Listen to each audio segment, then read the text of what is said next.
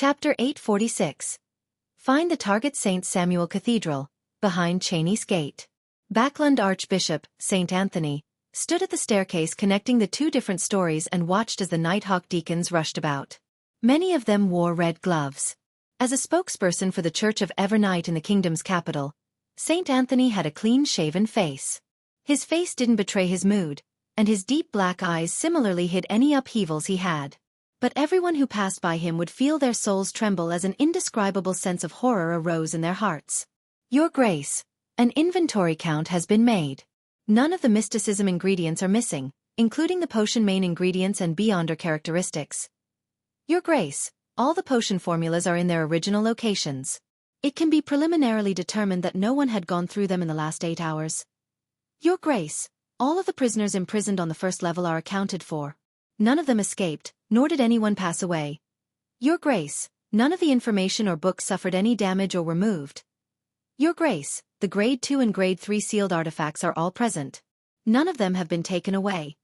Your Grace, the 3 Grade 1 sealed artifacts remain in their sealed states. None of them show signs of having left their confines. Your Grace, the core seal remains intact and didn't suffer any damage. Your Grace, it has been confirmed that there are no new items in here. There are no remnant setups that bring about danger. Your Grace, we didn't find the enemy who disguised himself as a keeper. He seems to have evaporated into thin air. One deacon after another came over to make a report as the matter gradually turned somewhat odd. They found it unimaginable that a scheming and powerful beyonder would take such an immense risk and set up such a tight plan and use all kinds of means to pass through Chinese Gate.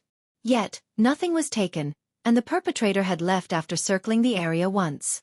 This made it seem like the person was only trying to prove themselves, or it was someone who had specially come to find flaws in the surveillance of Chinese Gate for the church. The deacon who led a red gloves team surveyed the area and deliberated as he came up with a theory. Your Grace, could it be the requirements of an advancement ritual of some sequence? Having been on a mission to capture devils, he was accustomed to making such guesses. And from sequence 5, different pathways and different sequences had different advancement rituals. The ones that the Church of Evernight was aware of wasn't a large number. If that were the case, Soas could already see the infiltrator's mockery grin that said, "I'm free to go anywhere, even if it's the Church of Evernight's Chinese Gate." It's no different from a department store. Those Nighthawks will only become raged after the matter, feeling useless. He has to be caught. Soas silently clenched his red-gloved hand. St. Anthony was just about to say something when Nighthawk Deacon, Daily Simone, raised a second possibility. Perhaps the infiltrator had attempted to take some sealed artifact away and suffered the negative effects. He died on the spot and was cleanly devoured? St. Anthony nodded in thought and said, "I'll head to basement 3 to take a look." With that said, he steadily walked to basement 2, and in a secret location, activated the path to basement 3. The other deacons were lacking in rank or clearance, so all they could do was wait in their spots. St. Anthony quickly arrived at basement 3, which didn't span too big an area. He basically confirmed that sealed artifacts 1 to 29 and 1 to 80 hadn't undergone any abnormal changes. Following the strict protocols, he observed 1 to 80 with 1 to 29 and found 0 to 17 lying inside with eyes half open, just like always. During this process, St. Anthony approached thrice and opened a distance from it thrice. Sometimes he changed where he stood, and at other times, he cloaked himself in the darkness of the night. He didn't dare skip the necessary steps. Even as a saint, he didn't dare belittle any of the items in here. Ignoring the powers that would break out of its vessel, temporarily causing the seal on 0 to 17, even 1 to 29 and 1 to 80, which were rather dangerous items, to become ineffective. St. Anthony didn't wish to degenerate into an amnesiac who had to relearn how to eat and drink, much less become part of a dream that existed between reality and illusions. There's nothing wrong. Anthony heaved a silent sigh of relief. He began restoring the 2 sealed artifacts to their original states. A few minutes later, the Nighthawk deacons saw the Archbishop return. The infiltrator might have died from touching a sealed artifact, St. Anthony said, his pronunciation of died being somewhat muffled. He didn't give any additional explanations as he instructed. Regardless, this matter needs to be investigated. The infiltrator might have a partner. To be able to infiltrate St. Samuel Cathedral without causing a stir, it means that the target is very familiar with this place and is familiar with the recent duty shifts of the keepers. He's very familiar with how Nighthawks handle and take over matters, and has the ability or an item to change his appearance. In addition, he had obtained the help from a Beyonder with a sacred Evernight pathway item or has one himself. Putting all these conditions together, investigate the servants and priests to see if they have encountered any indistinct spirit channeling or enticement. Check if the bishops have betrayed the goddess, as well as the believers who have recently come to the cathedral on a regular basis. At the same time, check on all the believers and the surroundings of their residences. Perhaps they had unexpectedly divulged something and had something stolen. I'll carry out the investigations pertaining to you. Also, find the missing servant and see if there are any clues. Yes, Your Grace. Soest and the other Nighthawk deacons answered in unison. In the office with a tense mood, Leonard Mitchell wasn't having his feet up on the table like usual. He sat very properly and wore a rather solemn expression. This was the second time he had encountered a matter that targeted items behind Cheney's gate. It invoked the memories that he buried deep inside his heart. And more importantly, he had encountered the fake keeper before without realizing the problem. If I were a little stronger and had better observation skills, perhaps it might not have. Leonard Mitchell's lips pursed tightly as he looked at the documents in front of him. But he wasn't reading a single word. This continued until his teammates entered. That keeper has awoken.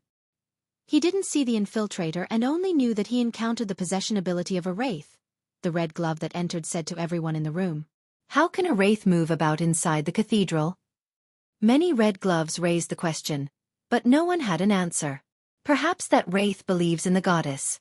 Leonard mumbled inwardly. While no one was paying attention to him in the corner, he suppressed his voice and seemed to mutter, "Old man, didn't you discover anything abnormal back then?" The slightly aged voice sounded in his mind. It's not like I'll observe the outside world all the time, especially when I'm near Cheney's gate. Leonard didn't dare ask further as he joined in the discussion with his teammates. Before long, the Red Gloves team captain, Soest, entered the room and threw a stack of dossiers on the desk. These are the targets we need to investigate. The bishops have provided the names of the believers who have frequently come to the cathedral recently.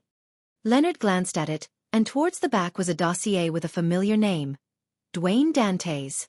This old fellow that survived from the fourth epoch came to a nearby street for less than 2 months, and Cheney's gate was infiltrated? Isn't that too much of a coincidence? Besides, he has been frequently coming to St. Samuel Cathedral. He might be observing the situation and figuring out the patterns.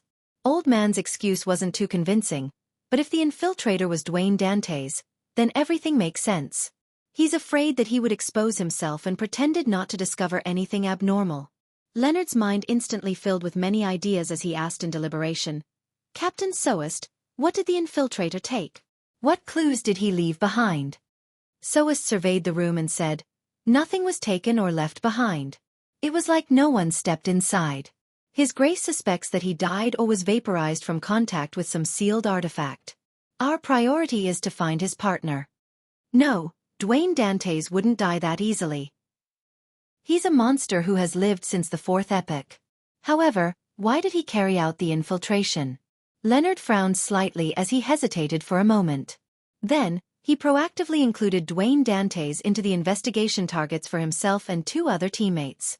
After the Red Gloves and local Nighthawks began taking action, Leonard found an excuse to head to the washroom first. He suppressed his voice and asked, "What are your thoughts about Dwayne Dantes?" "He didn't expose his parasite's lie." The elderly voice chuckled and said, "Didn't I tell you? I don't know much about him. I only know that there's something special about him. His aura has something ancient about it. However, the case you previously investigated gave me some inspiration. I suspect that Dwayne Dantes might be related to that matter. He might be a proxy of some existence." "What matter? Which existence?" Leonard muttered softly in surprise. In his mind, the ancient voice replied with an odd tone, "The fool that doesn't belong to this era." 160 Buckland Street. Klein had his breakfast and returned to the balcony's half-open room. He sat in his reclining chair and raised his hand to rub his temples. After his tense mood subsided, Klein discovered that his mind had turned somewhat adrift. He would often see the hanging corpses in the ancient cathedral, as well as the cluster of translucent maggots that remained unclear in his deepest memories. Illusory voices would seem to constantly echo in his ears. "Hornacis, Phlegria, Although I had quickly cut the connection with my marionette, I had suffered some of the effects. My soul has been slightly corrupted. As expected of a real mythical creature. After the preliminary investigations are done, I'll have to find a way to resolve the remnant problems. Klein slowly heaved a sigh of relief and used cogitation to calm himself. Chapter 847. The name hidden in the dossiers. A carriage passed by Buckland Street as Leonard Mitchell and two Red Gloves teammates discussed the target they were investigating this time, Dwayne Dantes. I still haven't had any direct contact with this gentleman. I've only investigated his servants and neighbors. Cindy, who had long wine-red hair, introduced her findings. For now, it has been confirmed that Dwayne Dantes has acted the same since last night to this morning. He went to his bedroom to sleep at 11, and finished washing up at 7:30 in the morning. At times, he would have some supper and end the day after midnight. At times, he would wake up before 7 and head out for a stroll, but that's not the norm. Another Red Glove, Bob, nodded and said, "From this point of view, there's nothing wrong with Dwayne Dantes." Leonard Mitchell, who sat in a seemingly casual manner, immediately said with a smile, "But the reverse can also be true. According to what we've currently gathered, the missing servant was likely replaced between 11:20 and 11:35 last night. The infiltrator entered Cheney's Gate at 6 in the morning, and we discovered the problem at 7:20 a.m. without finding the target. It can thus be said that during the infiltration, Dwayne Dantes was sleeping and lacked an alibi." "What you say makes sense." Cindy glanced at Leonard in surprise. Her impression of this teammate of hers was one who often had a judgment or question that pointed at the core of the problem. However, he seldom described his logic in great detail. He was more like a desultory poet who occasionally had epiphanies. Bob, who had a sharp chin, frowned as he shook his head. If that's the case, everyone on this name list cannot be cleared of suspicion. They were sleeping with no one watching them. Even if they have wives or husbands, they would similarly be sleeping at such times. Also, I don't believe an infiltrator would be so bold. He had already entered Cheney's Gate and managed to successfully escape, completing an unimaginable feat. Yet, he stays nearby and hasn't abandoned his identity or gone far away. How is this possible? The risk involved cannot be predicted unless he's also planning something else. Or he can't bear to part with certain things. But what can compare with infiltrating Cheney's Gate? What can compare with those sealed artifacts, ingredients, and formulas? If I didn't know that Dwayne Dantes was problematic in the first place, I would have come to the same conclusion. Leonard had already thought of an explanation as he crossed his right leg. I'm just saying why we can't so easily strike off Dwayne Dantes from the suspects. Besides, Captain Soest has said it. The infiltrator might have already died behind Cheney's Gate. Even if Dwayne Dantes isn't involved, he might very well be an accomplice. Don't you find it too much of a coincidence? He moved in for less than 2 months, and the church encountered something that might never happen in centuries. Besides, he has been visiting St. Samuel Cathedral too frequently. He had ample opportunities to figure out the corresponding situation. Also, during this period of time, there was a strange sewer explosion along Buckland Street.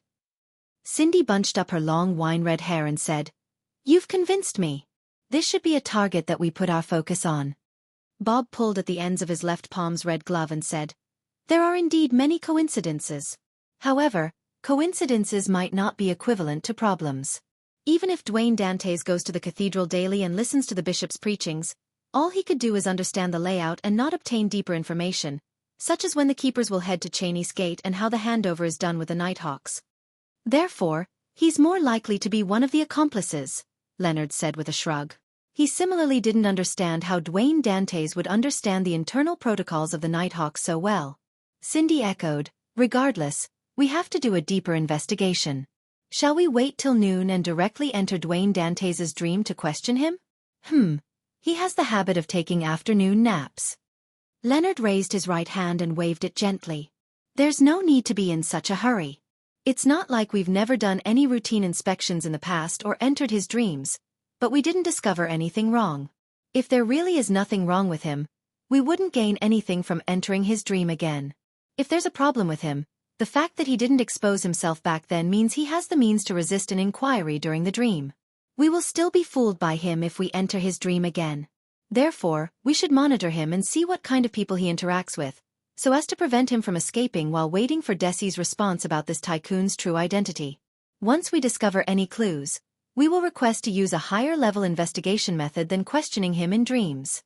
Cindy was once again surprised as she couldn't help but joke, "It's rare to see you analyze the situation so seriously." Furthermore, his thought processes were extremely clear.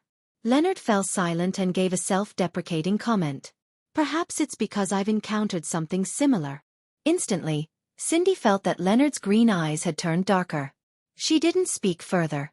"Let's take turns to monitor Dwayne Dantes. I'll go first." "All right." Leonard nodded and turned to Bob. "Get the case files on the sewer explosion. Let's see if we can discover any problems.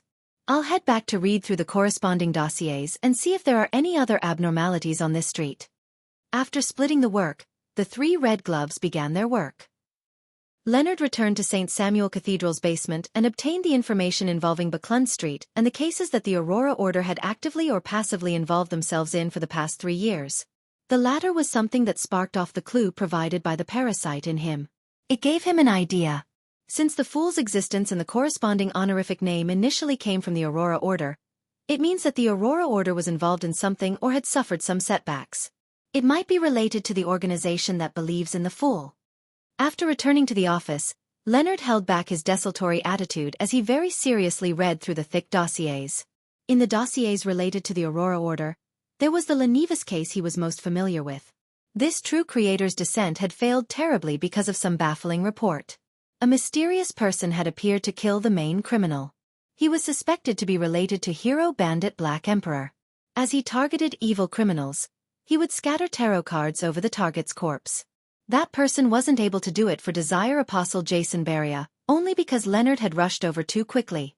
Similarly, Leonard once again saw the name, Sherlock Moriarty, appear in the periphery of the case. Aurora Order's Mr. X was assassinated at the gathering he convened. There were traces of powers at the demigod level left at the scene. At this point in time, Dwayne Dantes had already arrived in Backland. It matches perfectly. Aurora Order's Mr. A and the Demonist sect cooperated to create the Great Smog of Backland. This person vanished as a result. Aurora Order's Mr. A had assassinated the Intis ambassador. Leonard read case after case, but he didn't find anything of use. He rubbed his temples and decided to attack it from a different angle. He began from the cases related to hero bandit Black Emperor. Lenivas case.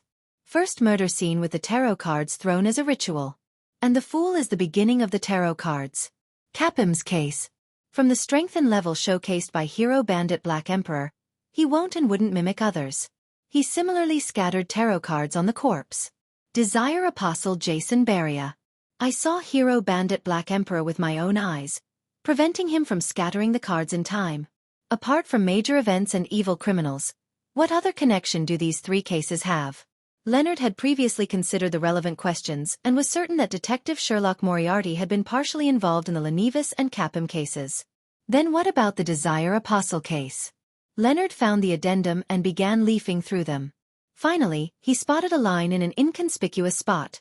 People attacked involved Isengard Stanton, Sherlock Moriarty. Leonard's expression slowly turned excited as though he had discovered a breakthrough. He flipped through the Aurora Order dossier and didn't miss out any of the names involved. He kept expanding his search and requested for all the dossiers that involved every name. Aurora Order's Mr. A assassinated the Intis ambassador.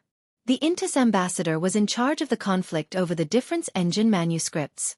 The clues to the manuscripts came from a spy who usually acted as a private detective. It is reported that another private detective was embroiled in this matter, and had nearly been killed by a gang member under the command of the Intis ambassador. Another private detective. Leonard suddenly stood up as he left St. Samuel Cathedral and headed for the police station that handled the case back then. Although most of the dossiers had been taken away by MI9, Leonard still found the name of the person who had made the police report, Sherlock Moriarty. I now have reason to believe that this great detective was also involved in the Great Smog of Backland. Among the various people who are involved, his name appears, right at the periphery of the matter. He and Dwayne Dantes all belong to a secret organization that believes in the Fool?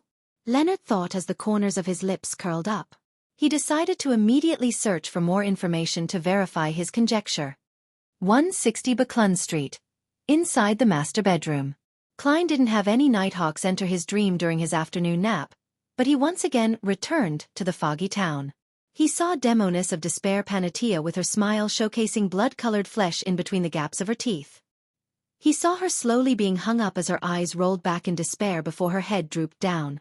The hung corpses, the horrifying gigantic mushroom, the cluster of countless translucent maggots kept appearing one after another, waking Klein up from his dream. As he rubbed his temples, Klein found that his mind was in a terrible condition. And this wasn't a problem that could be resolved by the gray fog. He fell into deep thought and entered his bathroom and arrived above the gray fog. He conjured Gehrman and made him pray. Please pass on my question to Miss Justice about when she will be free. I wish to receive some psychotherapy. Chapter 848. Getting caught in the crossfire. Backland, Empress Borough. Inside the Hall family's luxurious mansion.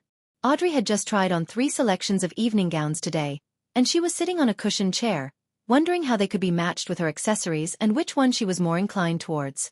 She also pondered over her mother's opinion. At this moment, she suddenly saw an endless grayish-white and a blurry figure watching down at everything from high above appear before her eyes. Immediately after that, she saw another figure. It was a praying figure that had been shrouded by the gray fog. Her ears resounded with the corresponding words. Instead of being alarmed, Audrey was delighted. Her unease and worry that there wasn't a tarot gathering today was instantly quelled. As expected, it was nothing. Oh, Mr. World really has a psychological problem. He must have been under immense stress recently. It's no wonder he booked an appointment in advance. Audrey sighed as she began to consider when she was free.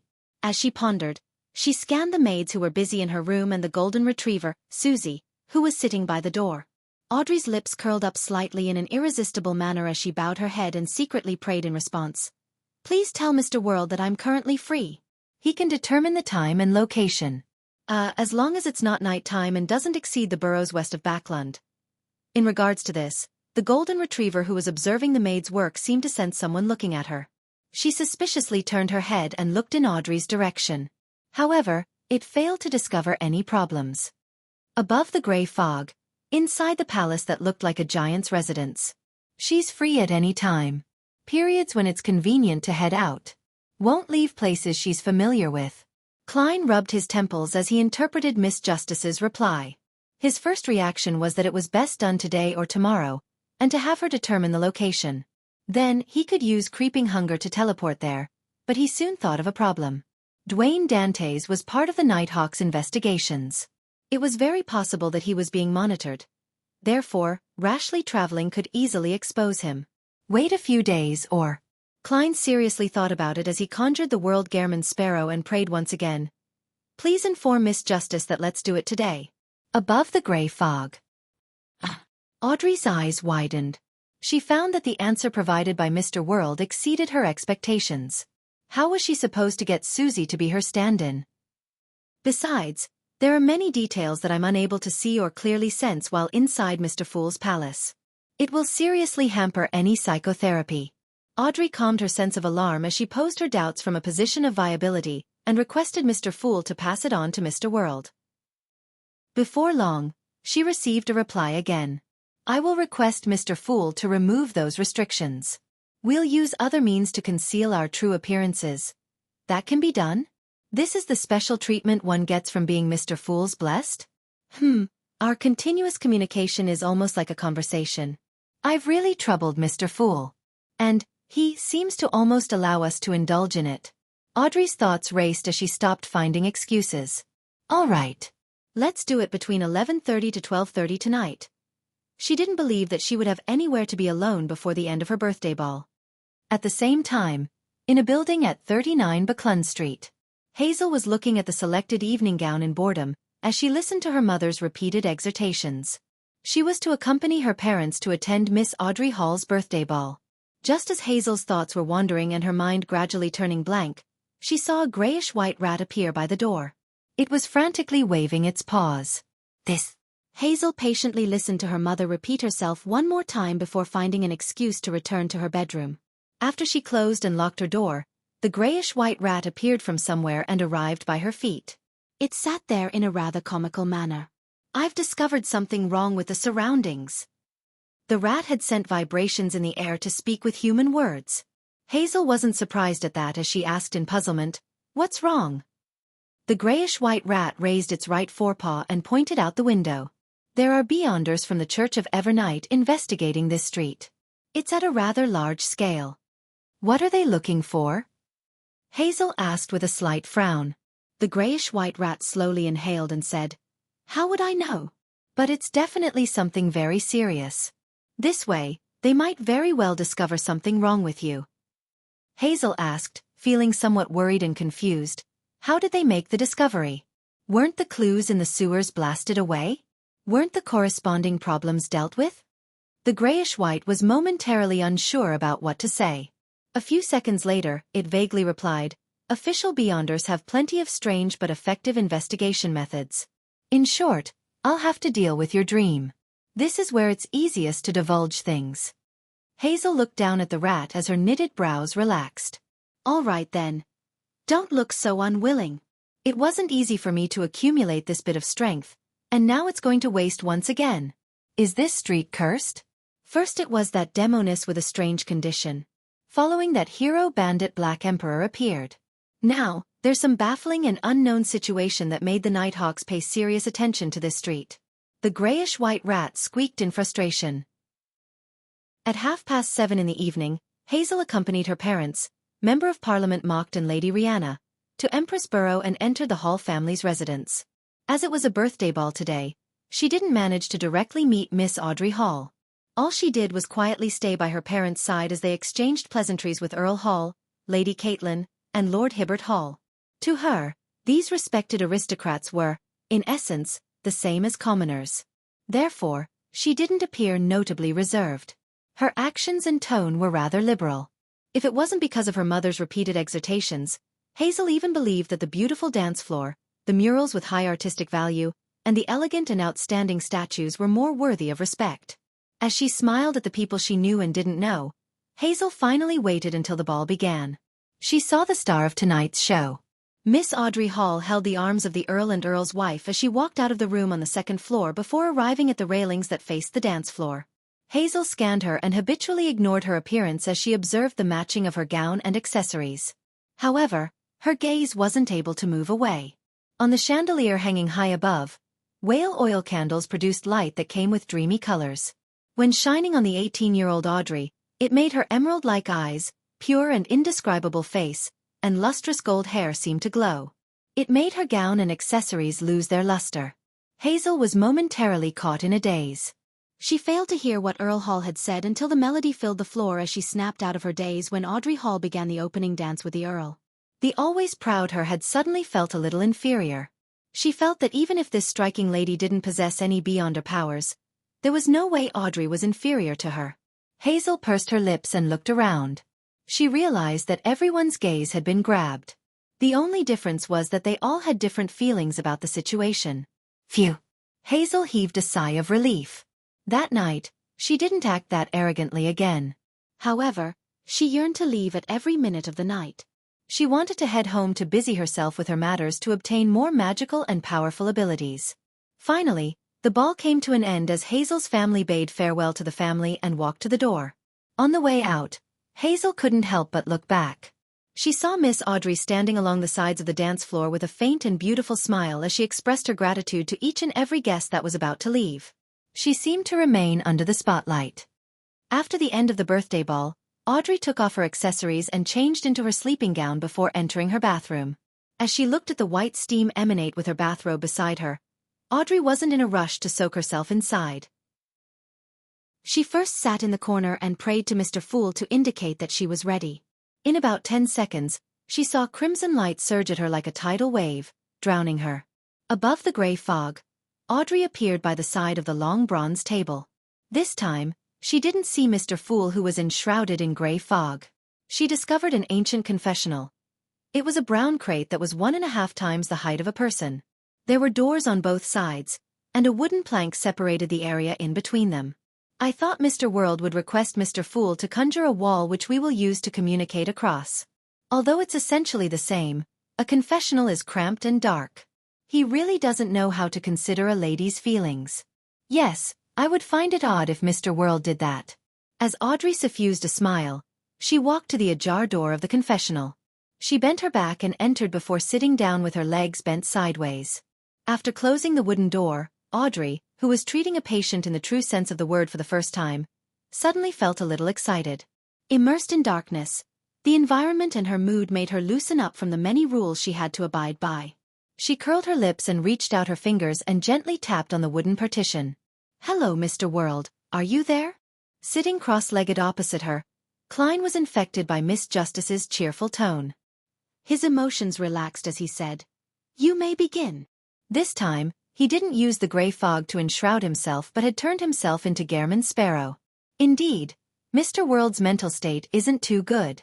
He's too tense and worried. Audrey sensed him first and then used a psychiatrist's placate.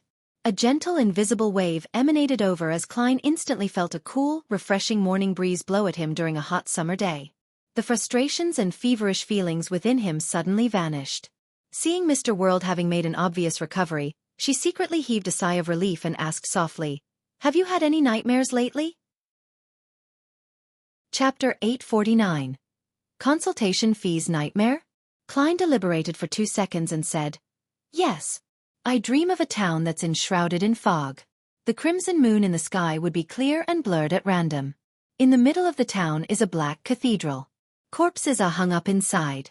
They wear clothes from different eras as they sway in the wind and produce strange sounds.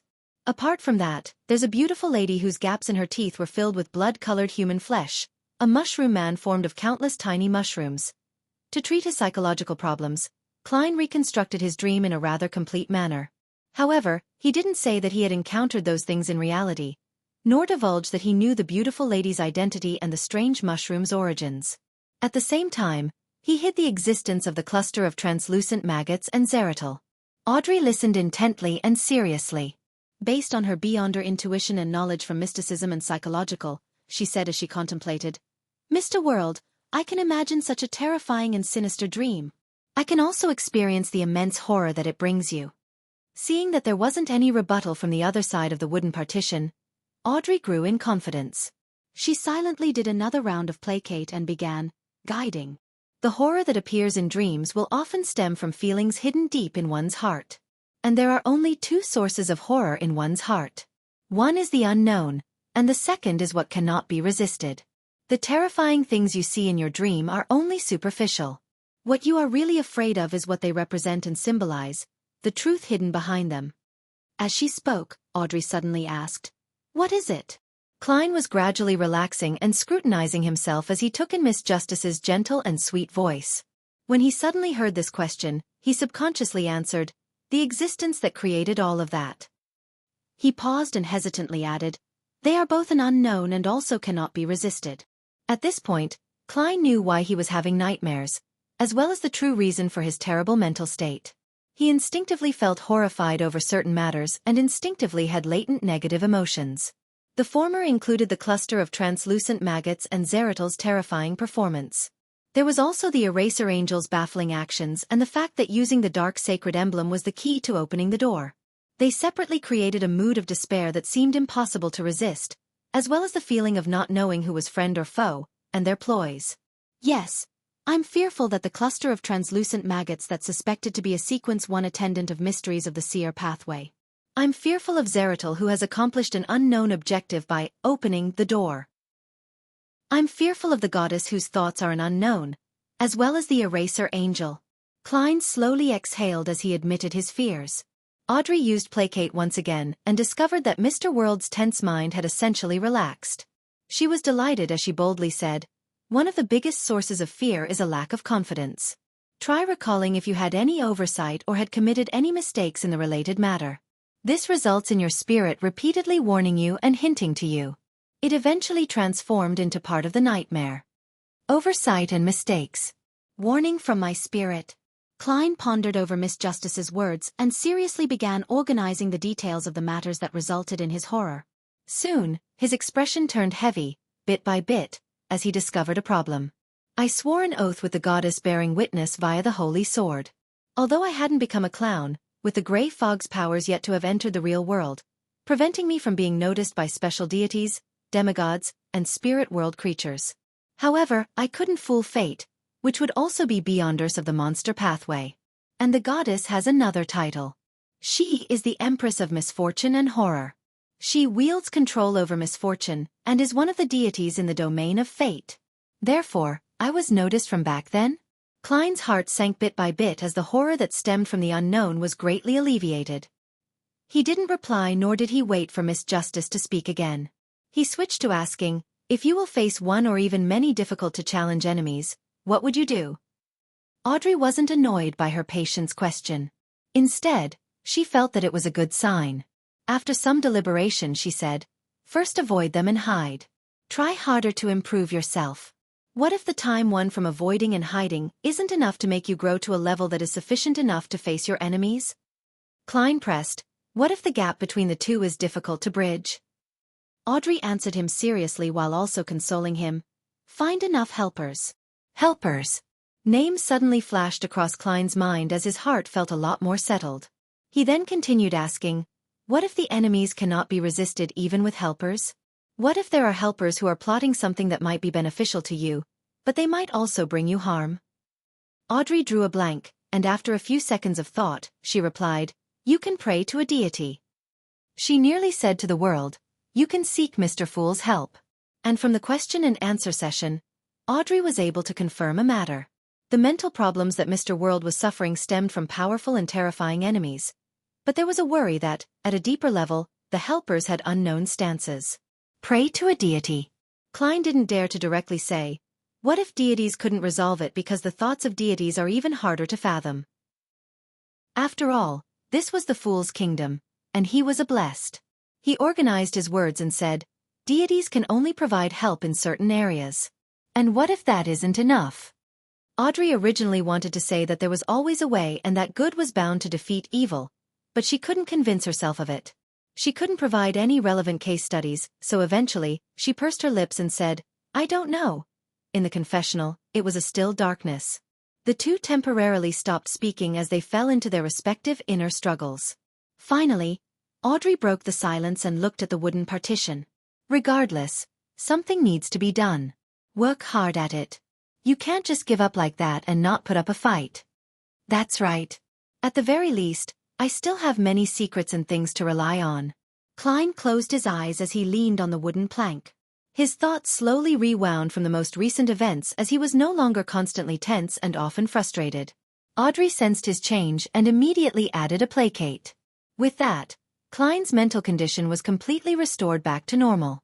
I feel much better. Thank you for your treatment.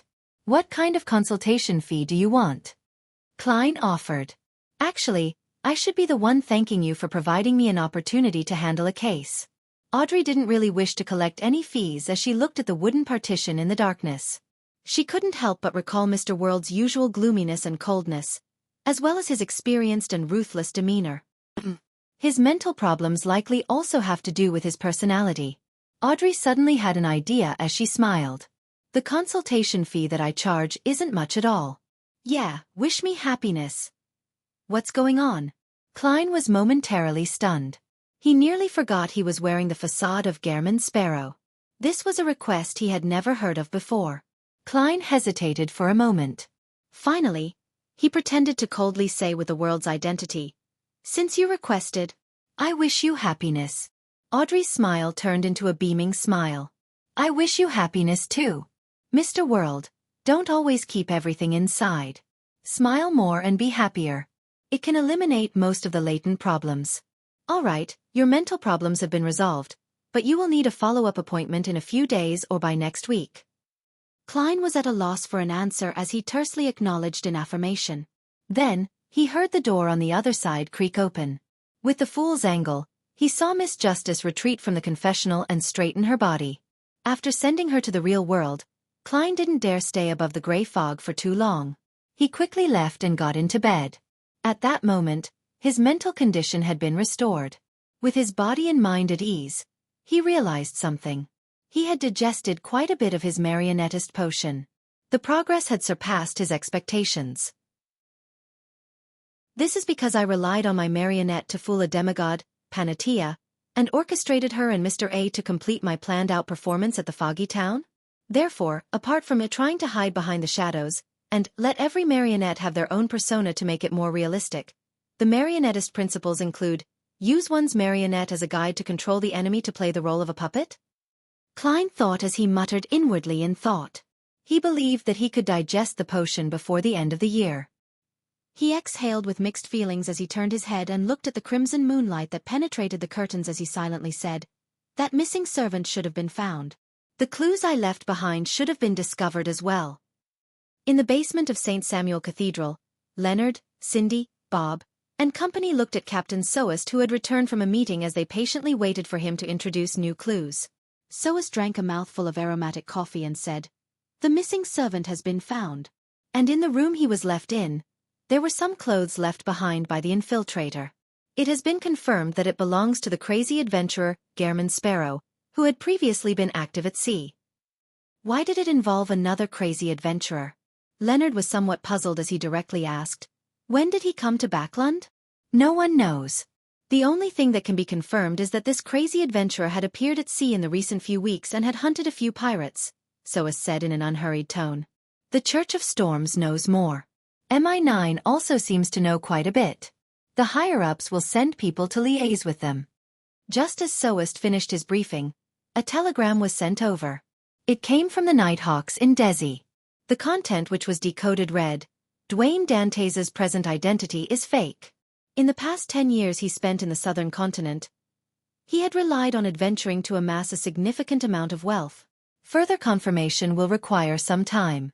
As this place is very chaotic and there are often wars, the jurisdiction of zones are frequently changed." Chapter 850. The Devil is in the Details. Sounds like a contrived story. Ever since the new sea route was discovered, there has been no end to stories of people becoming rich from taking risks, Soest casually commented on the content of the telegram. As he thought, he looked towards a particular red glove. "I recall that we had investigated Dwayne Dantes before, and had an exchange with him in his dream." "Yes." The red glove, who was responsible for the task, nodded and replied, "I didn't directly ask him about such matters, but I could tell that Dwayne Dantes was very familiar with the southern continent. He had plenty of experience there." "Heh. That might be information that Dwayne Dantes deliberately revealed to you." Leonard had his doubts regarding the contents of the telegram, believing that this was another layer of disguise from an undying monster who had lived since the fourth epoch. However, he didn't inform his teammates about his conjectures, because he had no basis for them. Soest didn't pay great attention to the matter as he said, "Do you have any problems with the clues related to Gehrman Sparrow? Since this crazy adventurer was still at sea in recent weeks, when did he come to Backlund?" "As a nightmare," Cindy repeated her doubts. "What I'm concerned about isn't the exact time, but whether he has the time to travel to Backlund. After all, we're rather far from the sea." Soest nodded gently and said, "In the meeting, a deacon raised this question. According to the time and venue of Gehrman Sparrow's last sighting, he normally has no way to arrive in Backlund last night and complete an infiltration. Of course, I'm referring to normal circumstances. The missing servant told us that when he was sweeping the square, he suddenly lost control of his body. He froze on the spot and was unable to cry for help. Then, he saw bright colors like an abstract oil painting, and he felt that his body was floating upwards. Later, he lost consciousness, and after awakening, he found himself in a room in East Borough. The former matches with the keeper's description of being possessed by a wraith. The latter is suspected to be a traveler's teleport. If it really is teleport, then Gehrman Sparrow can appear in Backlund at any moment." As elites of the Nighthawks, the Red Gloves knew about the various Beyonder pathways far better than their colleagues which were at the same level. They were no strangers to wraiths and travelers. After listening to the captain's explanation, another Red Glove added in thought, "It's rumored that Admiral of Blood, who was hunted by Gehrman Sparrow, is a wraith." The details matched. And as for Gehrman Sparrow being able to obtain the powers to become a wraith, it wasn't unacceptable. The easiest method was to find an artisan to make one's prey into a mystical item. Cindy recalled even more information with this stimulus. It said that Gehrman Sparrow has the ability to change his appearance. And the infiltrator had disguised himself as the keeper. Another detail matched. Excellent thinking. Soest raised his hand to rub his temples. According to these details, we can come to a preliminary consensus that the infiltrator is Gehrman Sparrow. And this way, the name list we came up with might be erroneous. Gehrman Sparrow doesn't need a companion to frequently come to the cathedral to pray to gather information. He can change his appearance every day and enter to figure out the situation. This will be more indiscreet than using a companion. As the largest and most holy church of Evernight Cathedral in Backlund, the number of believers that came to St. Samuel Cathedral on a daily basis was too numerous to count. No bishop could remember every unfamiliar face that they once met. That also means that the names we have here are meaningless? Leonard raised his hand to rub his brows, sounding rather desultory. That's somewhat obvious. Our focus now should be on Gehrman Sparrow. The other targets can be placed aside as we perform the most basic level of surveillance. Having said that, Soest clapped and said, "All right, get busy." Leonard didn't have any objections. He happened to hope to find the machinery hive mind, mandated punishers, and MI9 to gather some information. On Tuesday morning, Klein woke up naturally, feeling relaxed and calm. He had the feeling of joyful emotions slowly coming to life. A psychiatrist's beyonder powers are quite useful after all. It really matches the extremely infectious optimism that Miss Justice brings with her. Klein got out of bed and drew the curtains. He leisurely took in the scenery outside and the scattering golden sunlight. He regained his drive and began formulating his plans for the next couple months and even the year. First, get a new marionette. Second, use the identity of Dwayne Dantes and the control over a marionette to orchestrate scripts to expedite the digestion of the potion. Third, during this process, slowly gather the ingredients needed for the Bizarro Sorcerer Potion. In that regard, I can ask Little Son about the Bizarro Bane to see if he has any clues. I'll seek Mr. Azek's help regarding the Spirit World Plunderer. After all, the underworld is part of the spirit world. Fourth, I'll continue investigating the Great Smog of Backlund and find the true culprit. This includes Nsangwil, as well as the demigod that killed Crazy Captain. There aren't any targets more suitable than them for my advancement ritual. However, I have to be careful of 0-08. I have to constantly keep watch of any intentional coincidences. I'll just dabble in the matter in an ordinary manner and mainly provide support. The dangerous investigations can be handed to Demonis Trissi. Klein's thought processes slowly became clear. Although he still felt worried and fearful, this no longer affected his mental state and capacity to take action. Retracting his gaze from outside the balcony, Klein walked into the bathroom and washed up. Soon, he opened the door while feeling highly spirited, and he saw his valet, Richardson, and butler Walter waiting outside.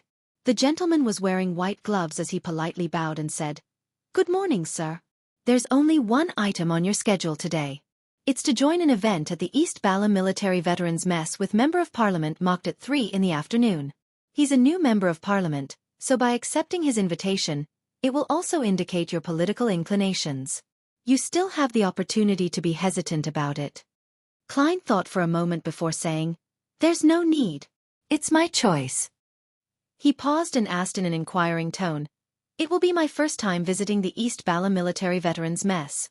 What should I take note of?" "Praise their work that they have established in East Balam. Use this opportunity to make some donations. There's no need to give too much or little. £500 is a rather suitable sum," Walter provided his opinion. £500. Seriously, no matter which circle I enter, I'll have to spend large sums of money. Sigh. This is because Dwayne Dantes doesn't have any birthright or background. He can only open a path with cash. Klein nodded gently and agreed with his butler's suggestion. At the same time, he quickly did a count of his present assets. The artisan hasn't completed the work regarding the ocean songster, but the money for Mentor of Confusion and Druid has been obtained. That's a total of £16,000. With the cash I originally had on hand, subtracting the £13,000 I used to purchase 3% of the Coim Company's shares, as well as the daily expenses of a tycoon's household and the donations at the cathedral, there's still £23,985 and 5 gold coins left. In addition, I still owe Miss Messenger 3,413 gold coins. £500 has already exceeded 2% of the cash I have on hand. Klein didn't speak further as he walked out of his bedroom, going to the second floor where the dining room was in order to have his breakfast. In the basement of St. Samuel Cathedral, Leonard Mitchell returned to his office earlier than his teammates. He had already obtained the relevant information and had learned of an inconspicuous matter.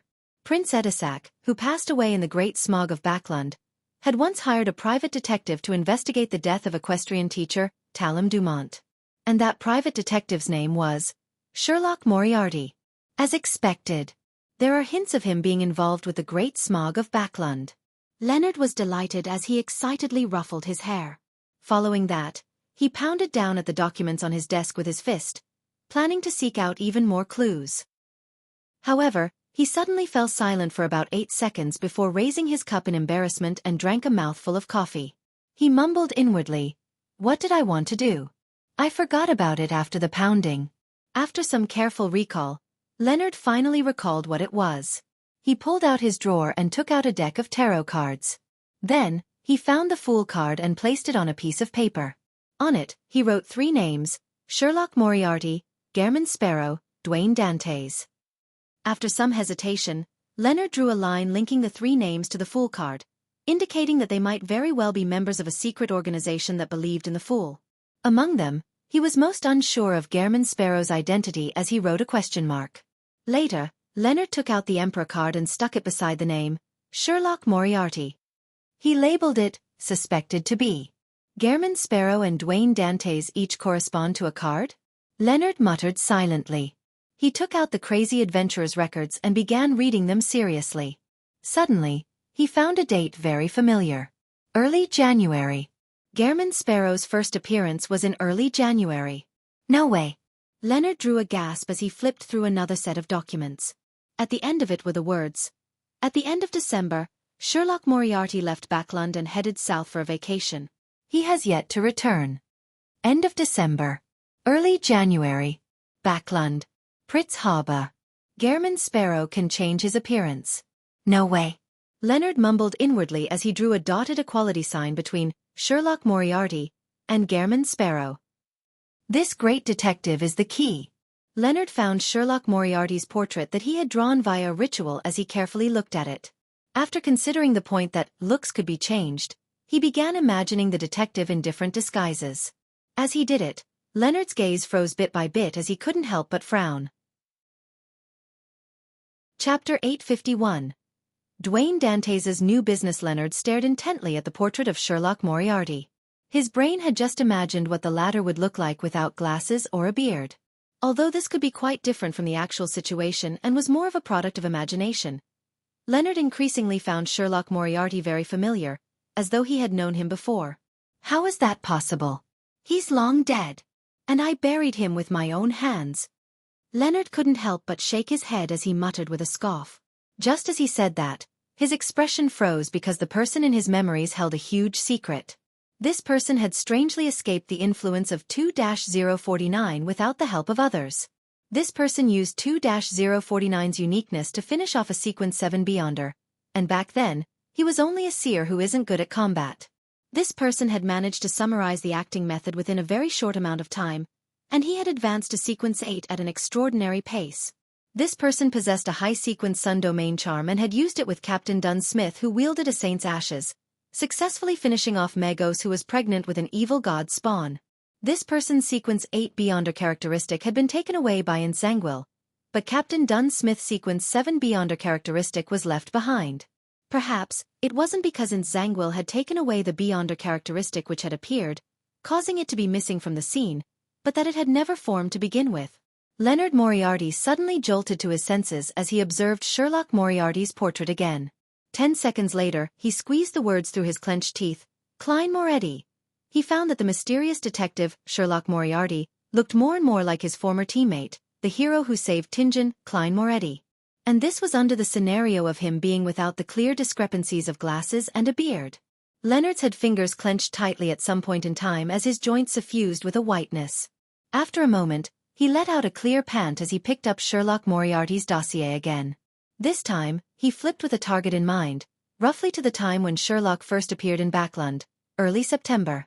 And this wasn't long after Klein Moretti had been buried. Leonard Mitchell's green eyes turned dark as he instinctively flipped through the dossier. Then he saw a name, Lenevis. This was one of the masterminds behind the evil god's descent in Tingen City. He was one of the main murderers who led to the death of Dunn Smith and Klein Moretti, and the other Nighthawks. And Sherlock Moriarty's second record in Backland was his investigations at the dock for a serial murder, thus bumping into the disguised Lenevis. After this, the true creator's plan of descending was foiled, and Lenevis died in the sewers. His body was scattered with tarot cards, making it identical in style to the subsequent hero bandit Black Emperor. He didn't forget the harm that swindler brought. Leonard whispered silently, his expression softening.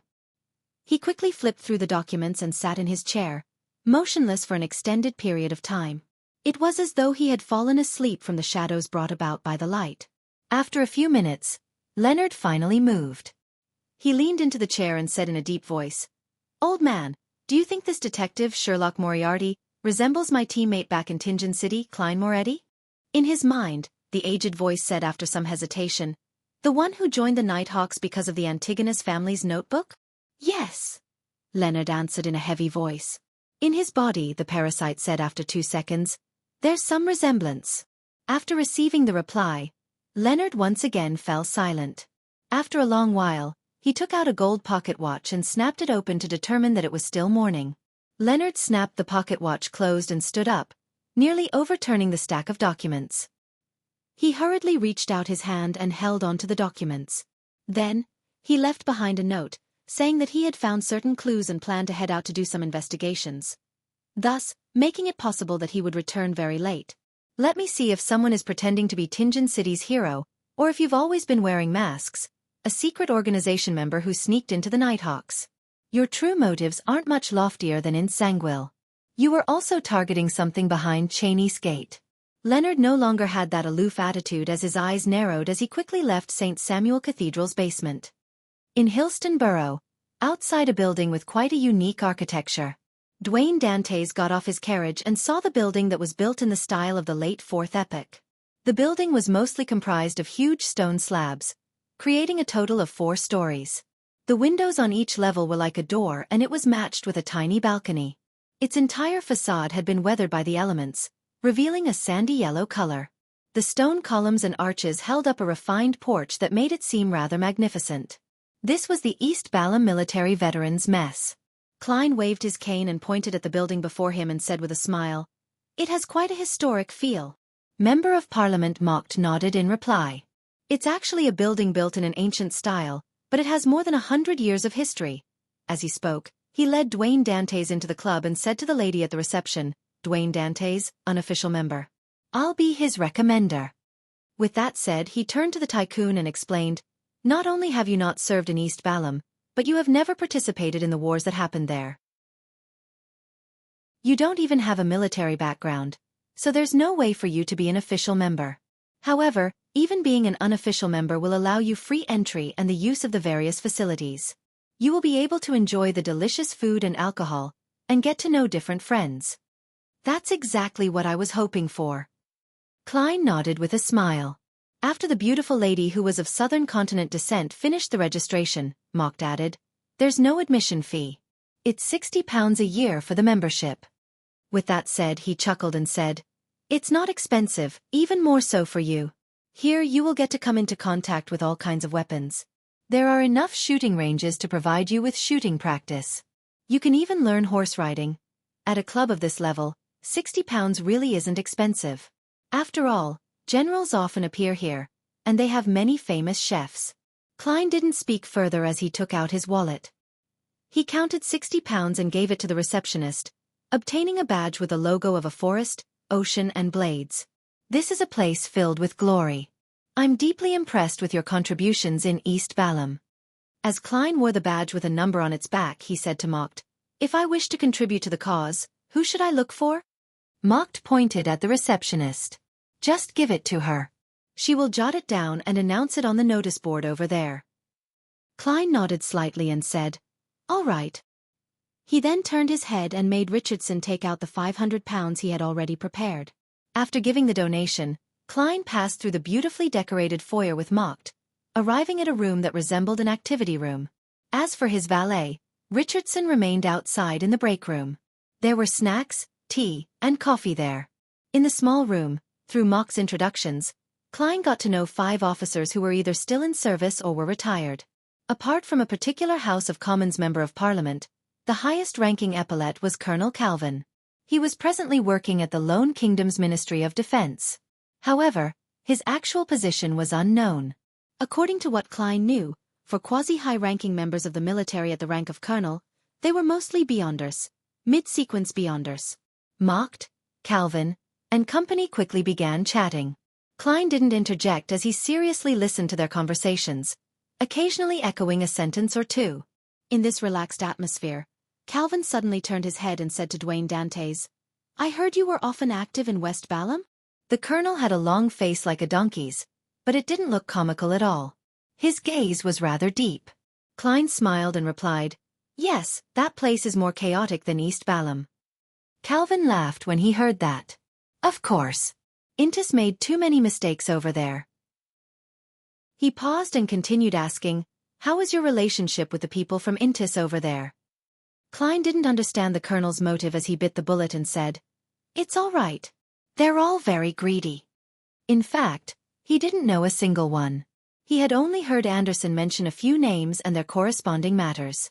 Calvin nodded and raised another question. "Are you familiar with the tribes over there, as well as the resistance?"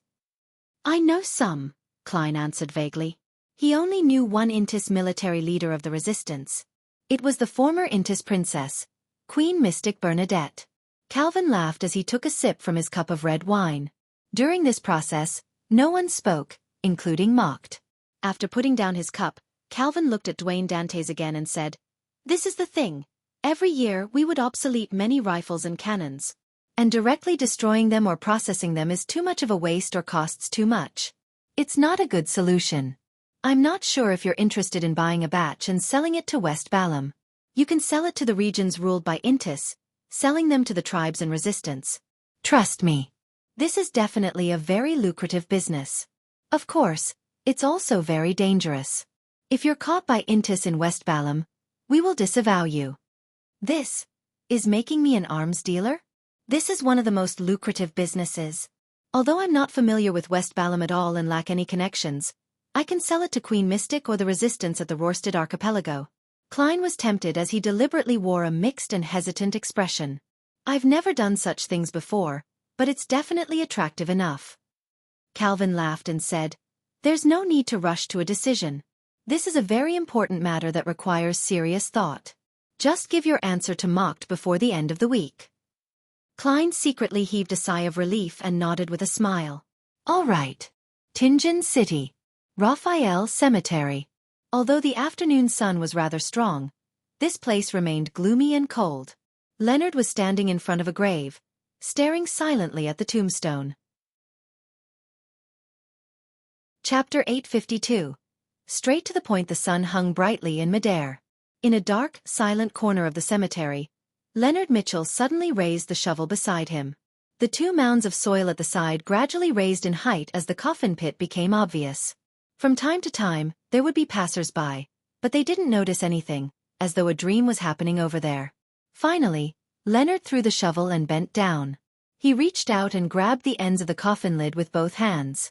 Using immense strength, he pulled open the heavy wooden lid and discovered that the thick, long nails had fallen off at some point in time. There was nothing inside the pitch-black coffin. Nothing. Leonard continued, keeping his body hunched as he silently watched this scene without any further movement. He stood there like a petrified statue for a very long time. In his hazy dream, Klein saw a tombstone with an epitaph. It stood silently among many other tombstones as it was dyed in crimson moonlight. This scene shattered immediately as Klein snapped awake. He confirmed that he was still Dwayne Dantes and that he was still inside 160 Buckland Street's master bedroom. The dream seems to be telling me something. As a seer, Klein treated every dream seriously. This was no exception. He focused and shook himself out of his state of drowsiness before attempting to make an interpretation. That's likely a tomb. This represents a particular deceased or something related to resurrection. The crimson moonlight represents the goddess, corresponding to the Church of Evernight and the Nighthawks. If I were to directly see the moon, it might involve the primordial moon, vampire ancestor Lilith, and the mother tree of desire. The tomb was dyed with a color almost resembling blood. This symbolizes something bad. As Klein did an interpretation of the dream, He gathered all the content and attempted to make an effective, meaningful conclusion. After some serious thought, he began to believe that the dream's revelation was referring to the past him and the Church of Evernight. After making the connections with what had happened the past few days, Klein slowly came to an answer. As Dwayne Dantes has repeated headed for St. Samuel Cathedral, he must have been added to a list of suspects. If Leonard hasn't left Backlund, this must have garnered his attention. After all, he knows that Dwayne Dantes isn't a simple person and has mysterious origins. As an angel from the Marauder pathway, Leonard's grandpa probably discovered that the Grey Fog and the Seer pathway has intricate ties, and knows that the corresponding sequence 0 is called the Fool. This way they will naturally be able to make connections with the honorific name of the Fool that was previously spread, and they would believe that I'm a member of a secret organization that worships the Fool. And developing on this clue, it can also involve the person who killed Lenivus and hero bandit Black Emperor who used tarot cards. Along with the Gehrman Sparrow clues I deliberately left behind, as well as Leonard's previous investigations into Sherlock Moriarty, it's not impossible for him to put things together and find what's highly dubious. And in the beginning, Sherlock Moriarty's disguise wasn't too good. As long as Leonard investigates seriously, it wouldn't be difficult to discover that the great detective resembled his former colleague. So, he went to Tingen to dig up the grave for confirmation? As he thought about the matter, Klein pulled a back cushion over and sat up. He felt that he had already found the answer to his dream. He began seriously analyzing what could happen afterwards, considering if he should abandon the identity of Dwayne Dantes. Leonard has no way of conveying his theories and conclusion to the other Nighthawks because he won't be able to explain the key points for his inference. This will expose his own secret. Based on my experience and my understanding of him, he will steer the matter via different means. This will be more complicated and troublesome, wasting even more time. Before that happens, I should find him and give him another warning. It should snuff out whatever is on his mind. After all, the church didn't suffer any material loss, nor did anyone die. Yes, for Dwayne Dantes, I have taken note of the time. I specially created tracks of my activity in the southern continent over the past few months, staggering it with the decline of Gehrman Sparrow sightings. And this involves the Intis colony, so it will be rather difficult to verify the matter. That also means that Leonard has, at best, figured out that Gehrman Sparrow equals Sherlock Moriarty equals Klein Moretti. He will just believe that I'm in cahoots with them, part of a secret organization that believes in the Fool. Heh. To him, Dwayne Dantes is a powerful mysterious beyonder who can sense the grandpa in him, a demigod. This is an obvious discrepancy with the other identities. Klein soon came up with countermeasures as he turned his attention to the matter he encountered at East Balham Military Veterans Mess in the afternoon. Why would they directly seek me out for such a private arms deal? I just established a friendship with Mocked and hadn't experienced any tests. I don't deserve such trust.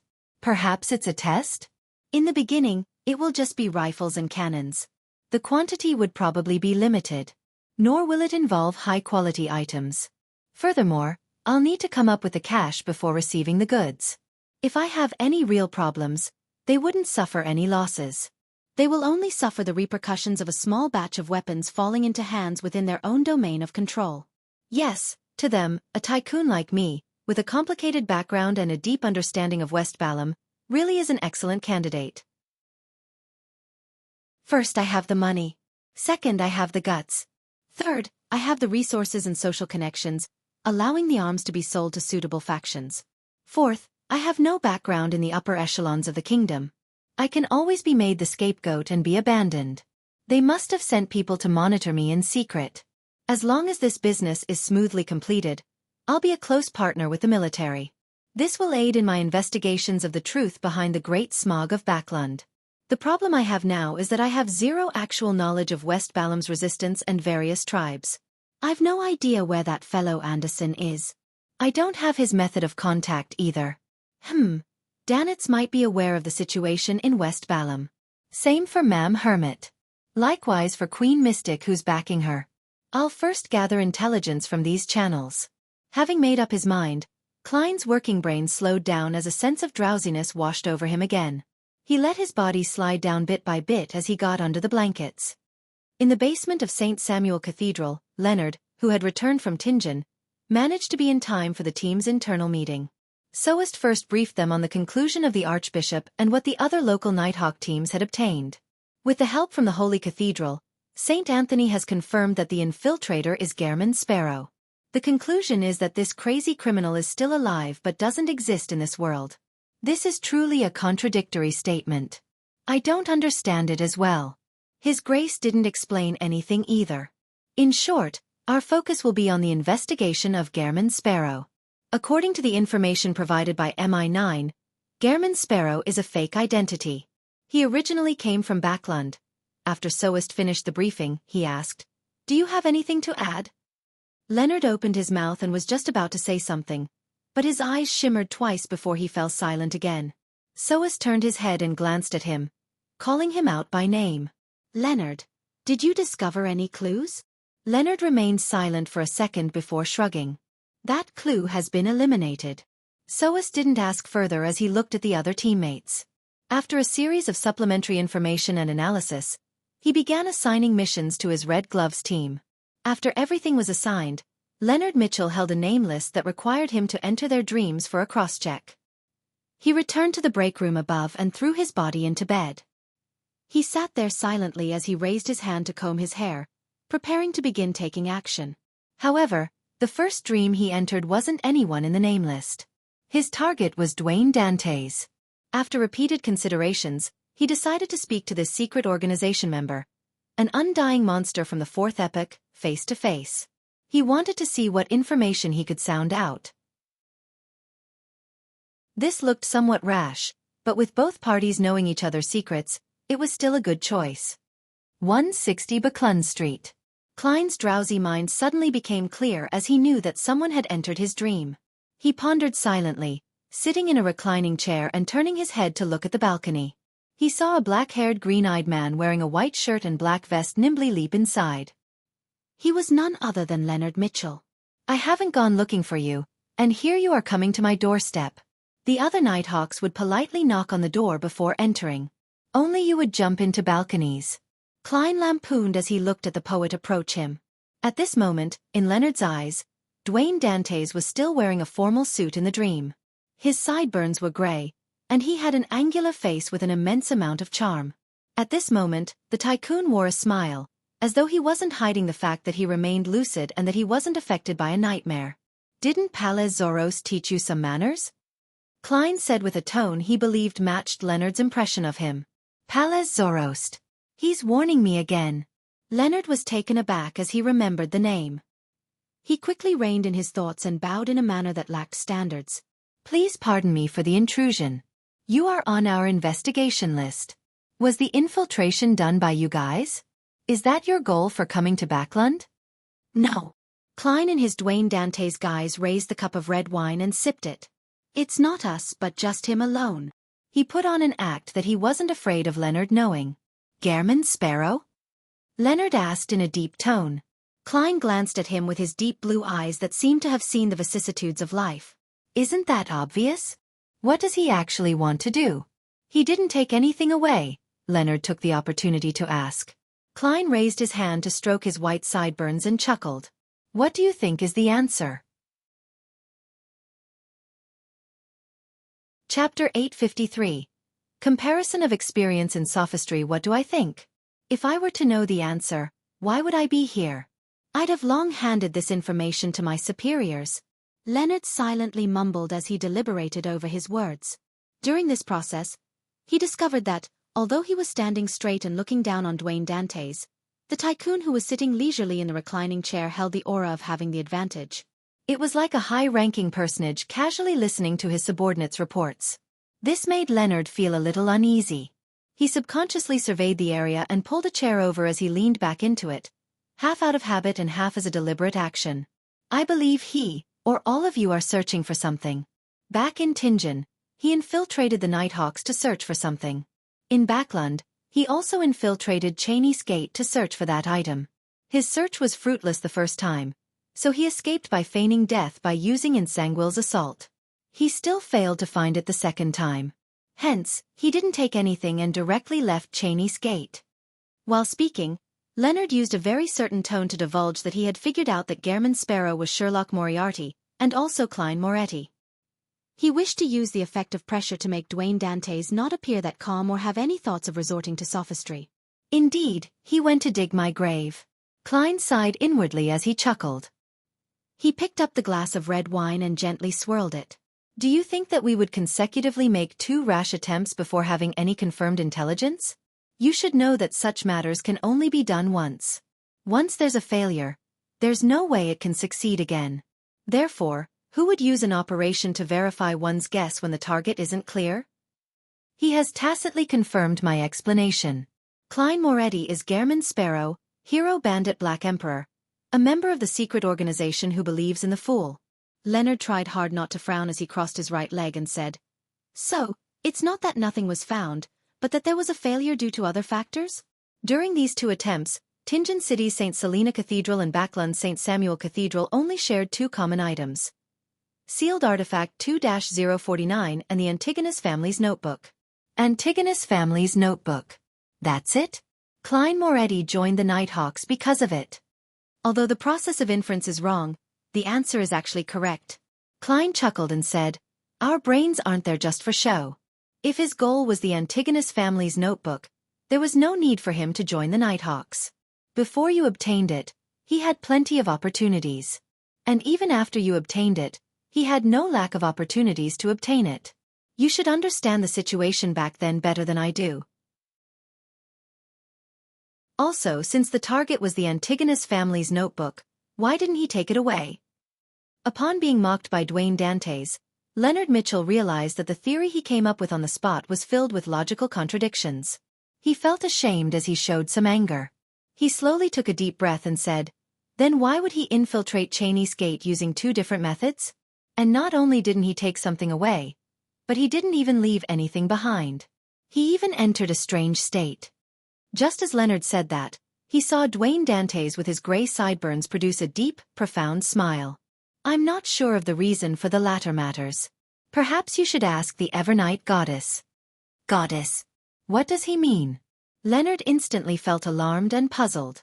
He found it unimaginable as to what had happened behind St. Samuel Cathedral's Cheney's gate. Right on the heels of that, he heard Dwayne Dantes say with a deep laugh, As for your first question, I believe you are mistaken about something. Our organization's members come from different places and join for different reasons, choosing to change their own faith in the process. As for what happened before that, their lives remain their own. Just like me. I had a past and have a present as well. The reason why I came here is because of the last name I gave myself. Dantes. The return of the Count. He joined the secret organization that worships the fool for revenge, and came to Backlund? Leonard nodded in thought. Klein paused for a few seconds as he casually sipped the red wine and wore a smile.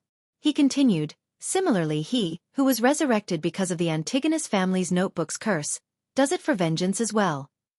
Klein had deliberately mentioned his present last name, Dantes, and mentioned revenge. It was to preemptively distinguish himself from Gehrman Sparrow and Klein Moretti. It was to prevent Leonard from later finding similar objectives between the two, and begin making a deeper connection from the similarities. By personally mentioning it, it framed the listener's thought processes and made them subconsciously follow the logic of the content. Thus, treating Dwayne Dantes and Klein Moretti as 2 completely different people. The only similarity was their thoughts of revenge. And in this world, there weren't only 2 Avengers. Leonard lowered his crossed right leg unknowingly as he leaned forward. Vengeance? Who does he wish to seek revenge on? After asking the question, the elegant and handsome middle-aged gentleman curled the corners of his lips. Lenivus and insanguil. Insanguil, Leonard blurted out as he couldn't help but have his expression repeatedly change. Finally, he fell silent. His green eyes looked ahead, unfocused. His thoughts a mystery. Phew. After a long silence, Leonard exhaled and released his originally clenched hands.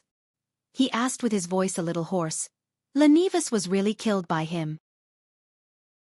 Of course, Klein secretly sighed as he replied calmly. Leonard's mouth gaped open as though he wished to say something, but he didn't. He tightly pursed his lips. Realizing that his goals had been met, he immediately changed topics and chuckled. If you have a similar goal or require help, you can also chant his honorific name. Perhaps you will receive a response. He. That secret existence, the fool? Leonard imagined that Dwayne Dantes was habitually proselytizing and attempting to develop the secret organization. Therefore, he didn't think further and replied with silence. Klein then laughed.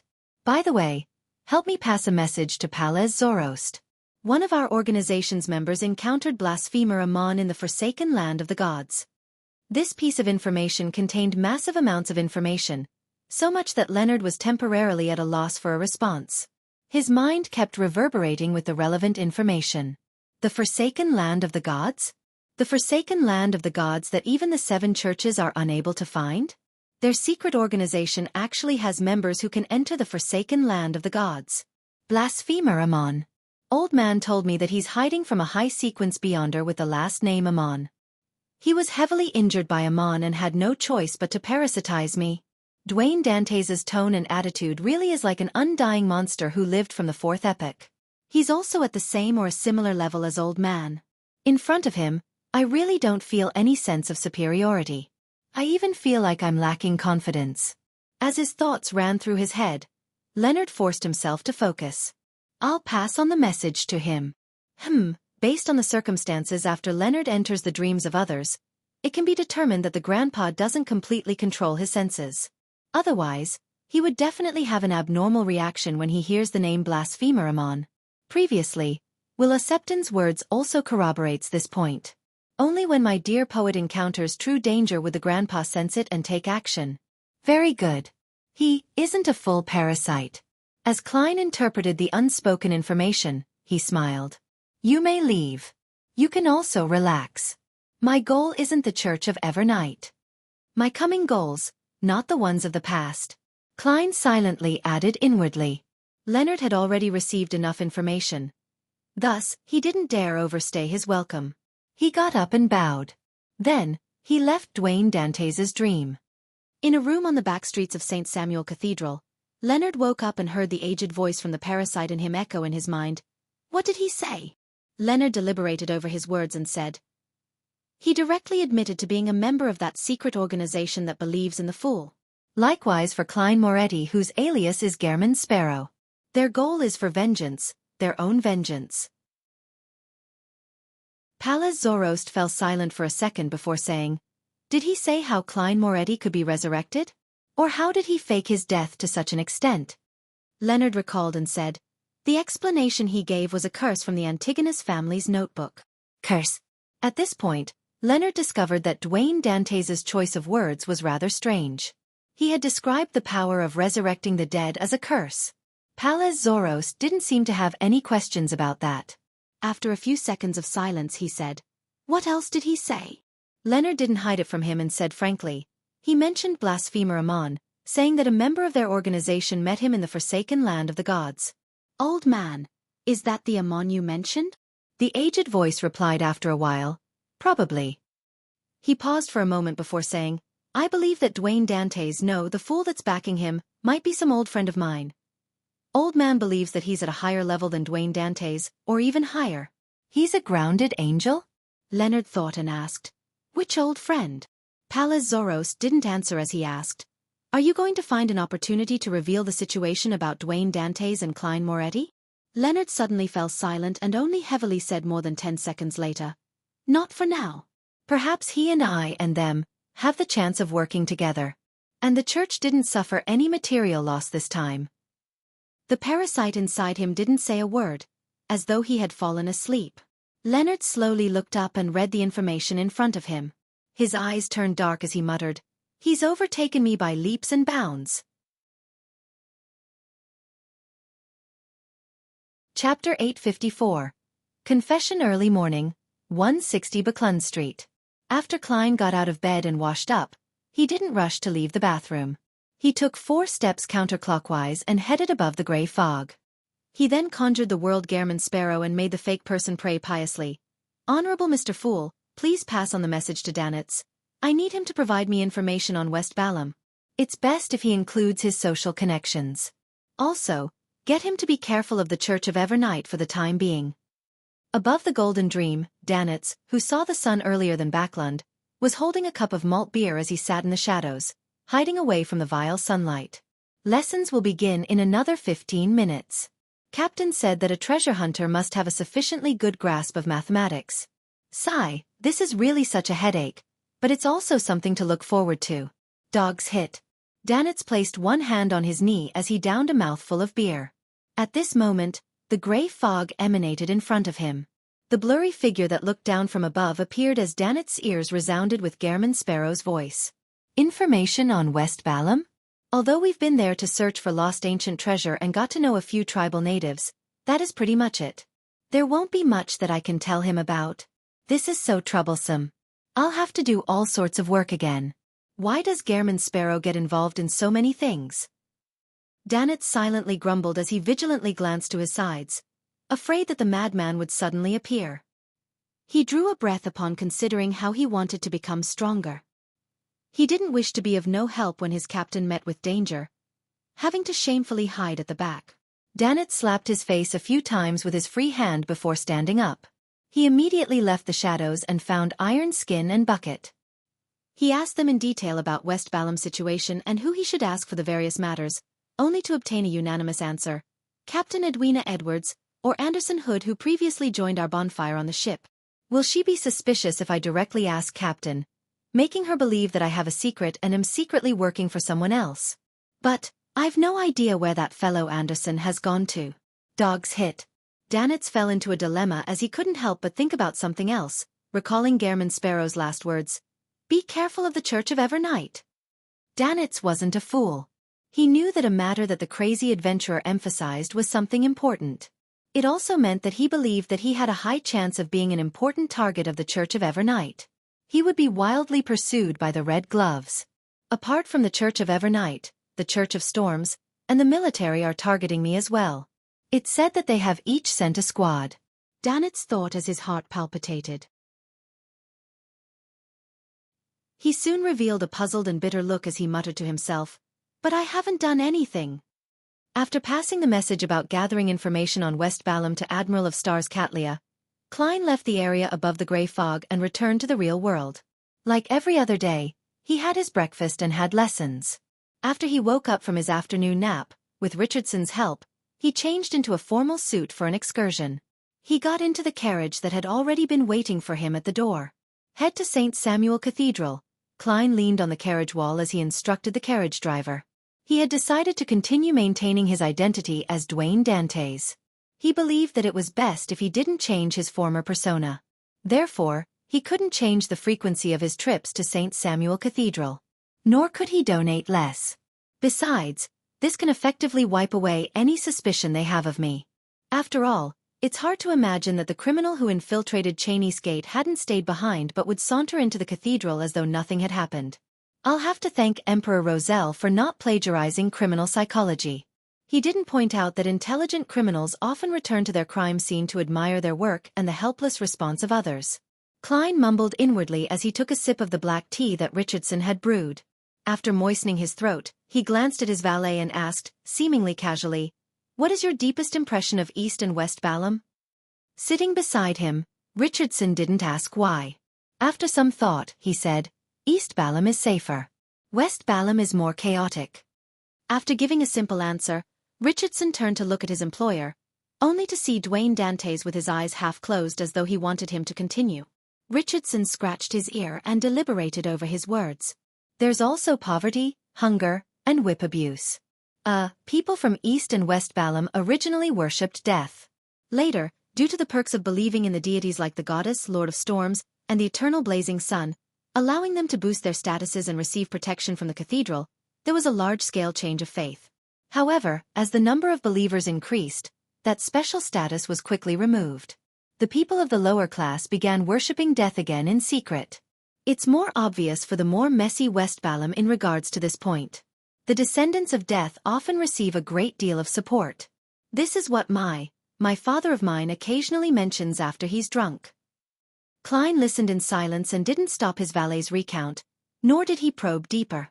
Soon, the carriage arrived outside St. Samuel Cathedral.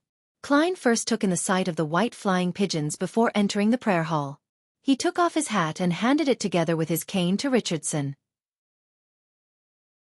He randomly found a seat and looked at the altar in the darkness. He watched the stars and the dark sacred emblem as unease, embarrassment, and a lack of confidence arose in him. If he had guessed correctly, ever since he made contact with the holy sword and made a vow, the goddess had likely taken notice of him. Every time he entered the cathedral to pretend like he was praying, it had the feeling like the emperor's new clothes. I wonder what the goddess's opinion on this is. And what position is the church taking? I'll probe first. Klein clasped his hands and held it to his nose, looking as though he was praying seriously. After about 8 minutes, he slowly got up, walked to the donation box, took out £50, and piously threw it in. After doing that, Klein turned to the confessional along the sides of the hall and entered. Unlike most ancient confessionals, which were big wooden crates with 2 doors, the modern confessional was an independent, spacious compartment. The confessor and the listening bishop were separated by a wooden partition, with each one of them having their seats. Using the dim light, Klein sat on the chair and listened to the bishop say with his mellow voice, "Do you have something you would like to say? The goddess cares about all her believers." Klein raised his right hand and tapped his chest 4 times in a clockwise fashion. "Praise the lady. I wish to confess that 2 days ago, the military came to me, wishing that I can sell a batch of firearms and cannons to West Balam, to add coal to the chaos there." After he said that, the bishop on the other side didn't immediately give him an answer, as though he was alarmed by the arms dealing. He was momentarily unsure as to how to organize his words. The confessional instantly ended up being wrapped in an awkward silence. "You became frightened just from that? Have you never encountered a confessor as frank as me? If I were to say that I'm currently plotting the murder of a demigod while hiding from the mother tree of desire and the true creator, wouldn't you be jumping up?" Klein lampooned as he continued, "I did enjoy the adventurer's life when I was young. I obtained my wealth through metal, blood, and fire. But I'm already sick of that life. I only wish for a peaceful future. I originally wanted to decline the offer, but I'm unable to overcome the greed in my heart. This is a sufficiently enticing business, and it helps me in obtaining a firm footing in Baklan's high society. I confess that I ultimately chose the bustle and chaos." The bishop on the other side finally had a response as he said with a gentle voice, "Don't be afraid. Don't waver. You don't have to feel guilt for a certain level of greed. As long as you don't harm the innocent or commit any of the crimes as written in the Bible. Go, follow your inner heart and make the choice you wish to make the most. Only this way can you truly understand the teachings and understand the truth of those words. There's no need to be put in a difficult position. Remember this. No matter what you do, sincerely being contrite and penitent is worthy of praise and forgiveness. May the goddess bless you. Praise the lady." Klein drew the crimson moon once again on his chest. His visit to St. Samuel Cathedral was to use the opportunity of a confession to inform the church of his intentions of engaging in arms dealing. He wanted to know their reaction, so as to pry into the goddess's attitude towards him. Without saying anything extra, Klein slowly got up and left the confessional. He walked down the aisle and went towards his valet, Richardson. At this moment, he saw a lady sitting in the corner of the prayer hall. She was wearing a hooded black robe, with blue eyeshadow and blush.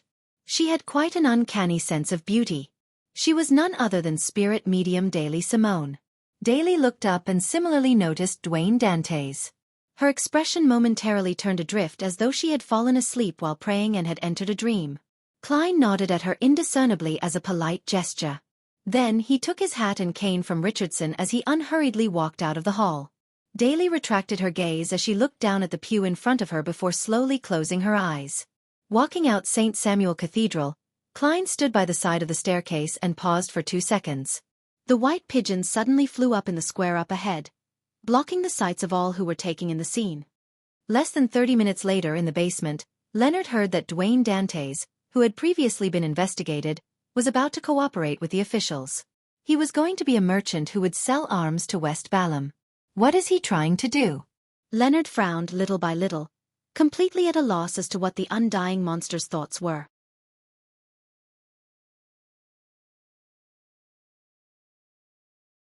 Chapter 855. New visitor. As he returned from St. Samuel Cathedral to 160 Buckland Street, Klein saw his white-gloved butler, Walter, walk up to him. "Sir, someone delivered a name card. He said that his employer wishes to visit you from 4 to 5, Walter said with a staid expression. Klein tried figuring out who the visitor was, but he had no clue. He nodded gently and said, "Who's his employer?" Walter darted his gaze around and saw that the other servants were rather far away. He then replied, "Baron Sindras." Baron Sindras. That millionaire tycoon who obtained his aristocratic title with the help of the Conservative Party and Duke Negan, and is also one of the most famous bankers and entrepreneurs in the kingdom?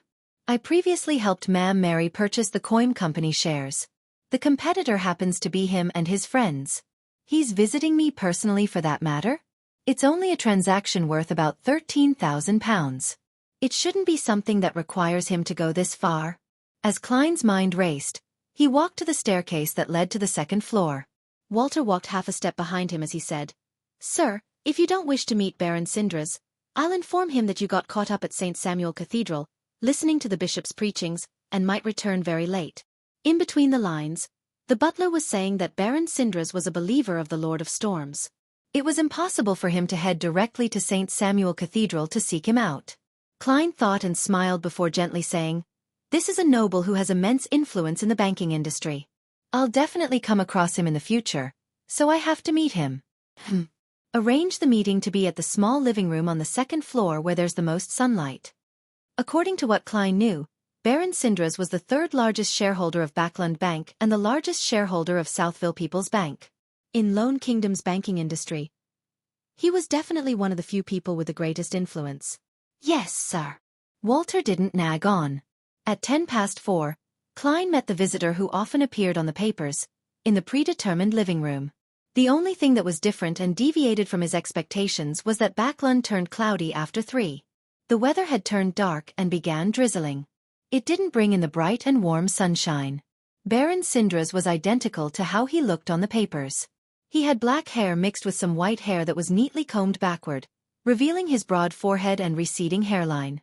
His face was rather round, but it lacked the flesh needed to support it. His cheekbones were rather high, and his wrinkles were obvious. Unlike most Loanese his age, Baron Sindras didn't have any facial hair. He was clean-shaven, and his light blue eyes were nearly colorless.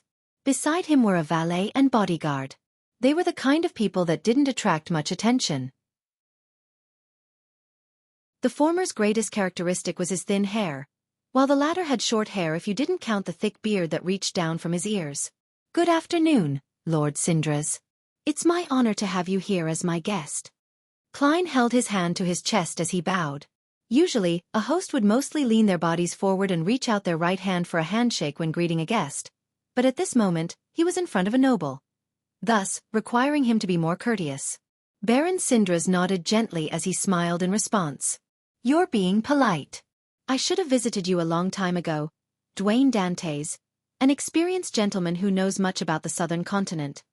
After exchanging some pleasantries, the two took their seats while the valets and bodyguards settled by the side. Klein was just about to say something when Baron Sindras said with a genial tone, "Dantes, I'm really impressed with people like you. Not everyone can obtain riches from the chaos in the southern continent. This requires plenty of guts and the courage to face adversity, as well as stunning judgment. Back when I was facing bankruptcy, I had entertained the idea of starting anew in the southern continent, but unfortunately, I'm not a brave man." Although Baron Sindras later became a noble, he wasn't a commoner in the true sense of the word. His great-grandfather and grandfather had benefited from the development of the colonies, earning them plenty of money from the sea trade. They were rather successful merchants. As for his father, he had invested in industries, building up his reputation and acquiring several factories. When it came to his generation, he blitzed into the developing banking industry with his sizable wealth, becoming one of the earliest millionaires in Lone. During this process, Baron Sindras had suffered 3 failures, but he overcame them, one after another. The most harrowing incident was when the Southville People's Bank he founded suffered from a reputation crisis. A bank run happened, nearly bankrupting him. He keeps chatting about my experiences in the southern continent. Is he hinting to me that he has already discovered the problems with my background, and is using it as a warning? He probably never expected that the southern continent experience he keeps repeating is all fake. Klein scoffed inwardly, but he replied while looking absolutely normal, "That isn't courage but rashness. Most people who head to the southern continent do have the spirit of adventure, but that's all they have." Without waiting for Baron Sindras to continue, he smiled and said, I nearly hired Mr. Reback some time ago as my butler. He said that you were an excellent employer.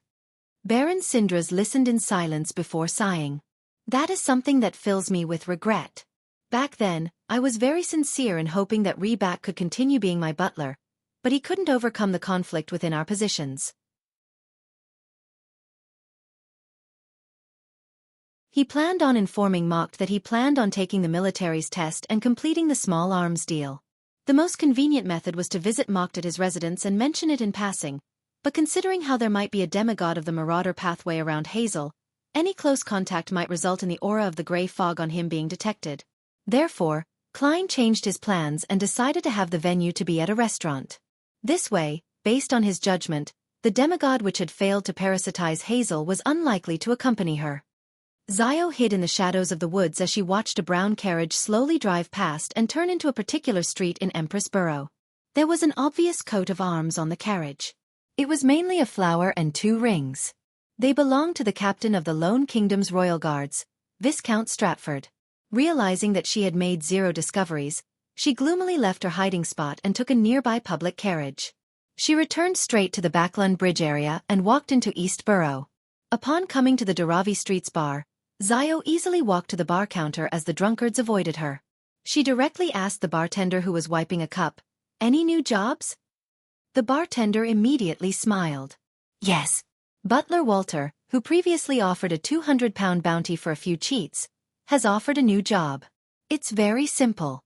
Secretly protect his employer for a few days. The payment will be discussed face to face. It will definitely be a handsome reward. He was very pleased with your efficiency during the last mission. He requested that we give you priority. How about it? Are you interested?" Xiao had a rather deep impression of the butler and his employer because they had spent £200 to seek out cheats who had only scammed £1,000 of cloth. Very generous, and he's quick to pay. Xiao did a slight recall before nodding and saying, "All right."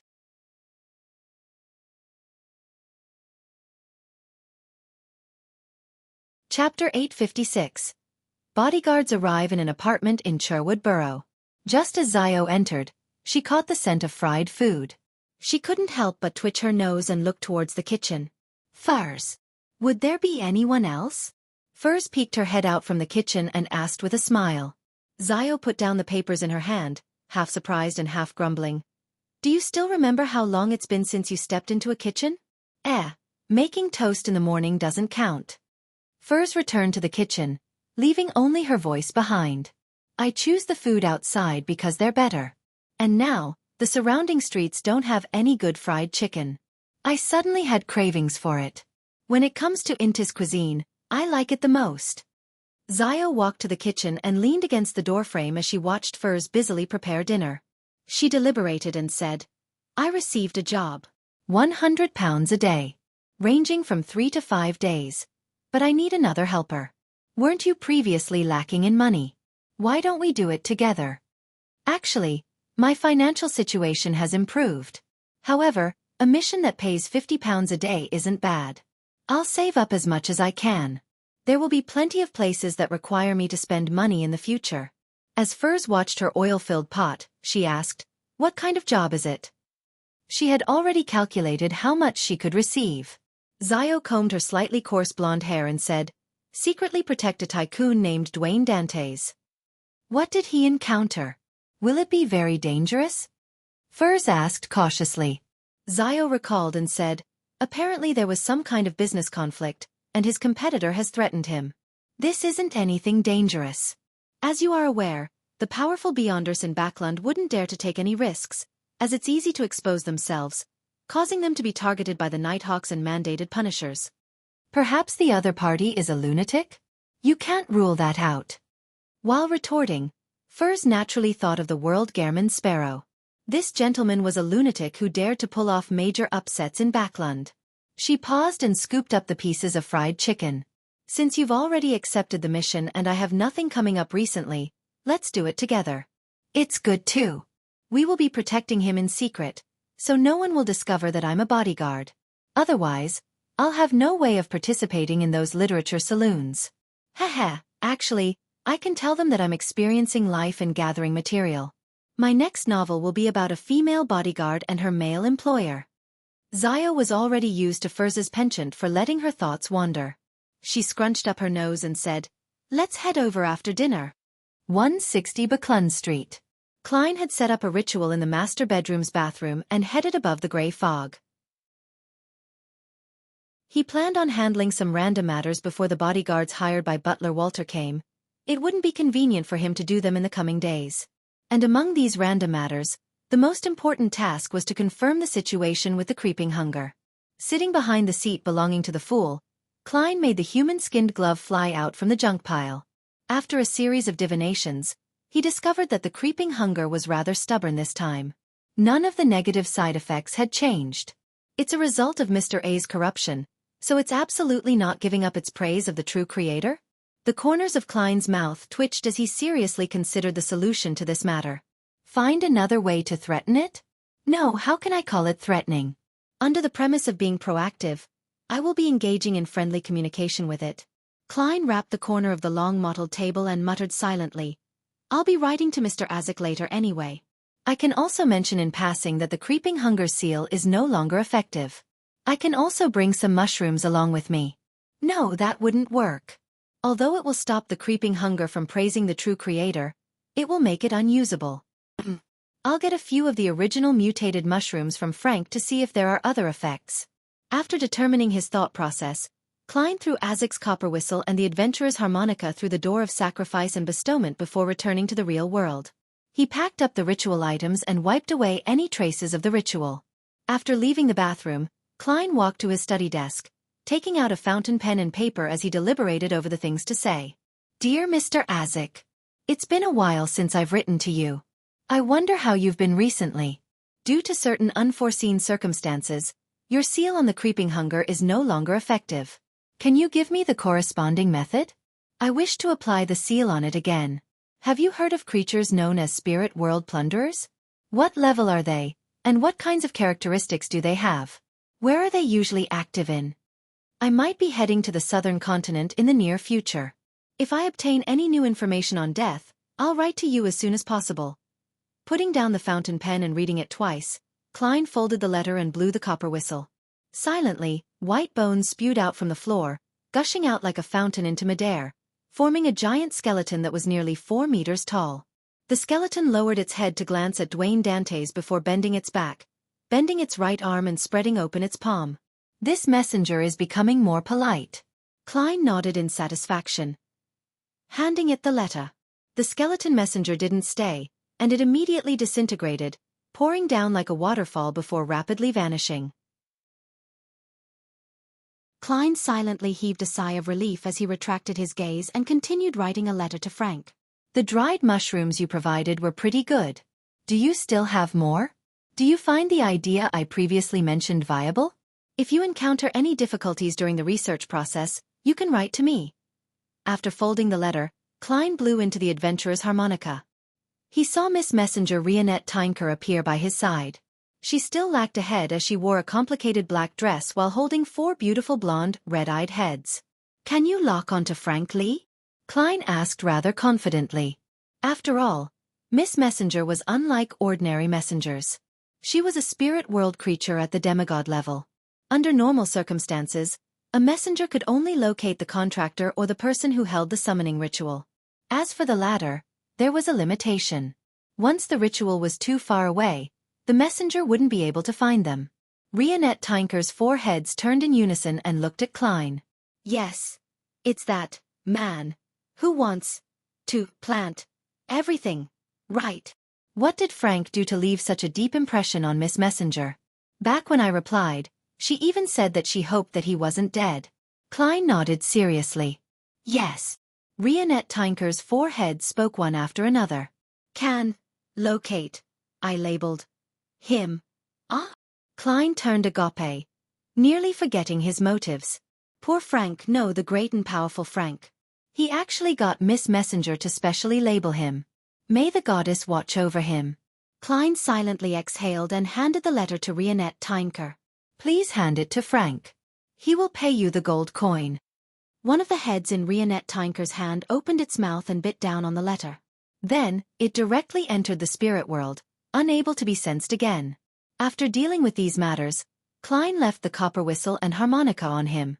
He went downstairs to have dinner. Midway, Walter entered and whispered into Dwayne Dantes' ear. "The bodyguards have arrived. It's that Miss Zio and her friend from before. I will arrange for them to secretly provide you protection." "Miss Zio and her friend? Don't tell me it's Miss Magician." Klein was momentarily at a loss for words as all he could do was gently nod, acknowledging the new tidbit of information. His spirituality actually didn't sense that someone had infiltrated his house. However, this was very normal since it wasn't time for most people to sleep for the night. When it was that period of time, any abnormalities became rather obvious. Therefore, unless Klein specially used his spirituality to leave undetectable marks at key spots, or if the intruder had plenty of ill intentions towards him, he would find it difficult to notice them. In a bedroom on the 3rd floor, Zio and Furs each took a window. Through the glass, they looked down at the garden. "This is my dream house. When I have enough money, I'll buy a house just like this in a scenic area. No, I'll still choose Backlund.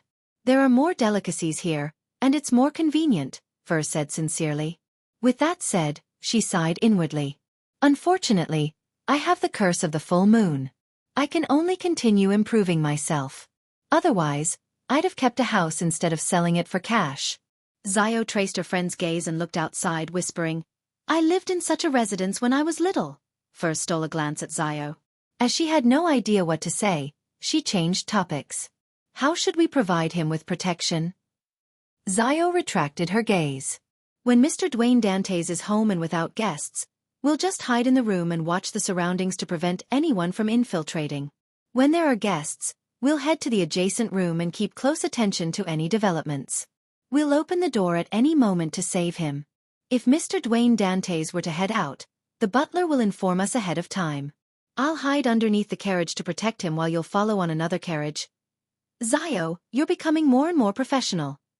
Furs seriously praised her before chuckling. "I saw Mr. Dwayne Dantes' portrait just now. If you hadn't told me that the danger arose because of a business conflict, I would have suspected that the problem arose because of love." Before Furs finished her sentence, she suddenly saw a carriage stop outside the compound. Following that, a few policemen in black and white checkered uniforms got out of the carriage. "What's happening?" She looked at her friend and found Zio looking equally puzzled. Inside the living room on the 2nd floor, Klein met the 4 officers. "Mr. Dwayne Dantes, do you know Mr. Quarren?" "Quarren?" Klein tried recalling and remembered that it was the gentleman who had sold him the Coim Company shares. "Yes, what happened to him?" Klein asked calmly. The officer that led the team replied in a rather polite manner, "He committed suicide. In addition, he left behind a will, accusing you of forcing him to sell his shares and torturing him using all kinds of underhanded means, causing him to suffer from severe depression. And his family has provided proof regarding the contents of his will."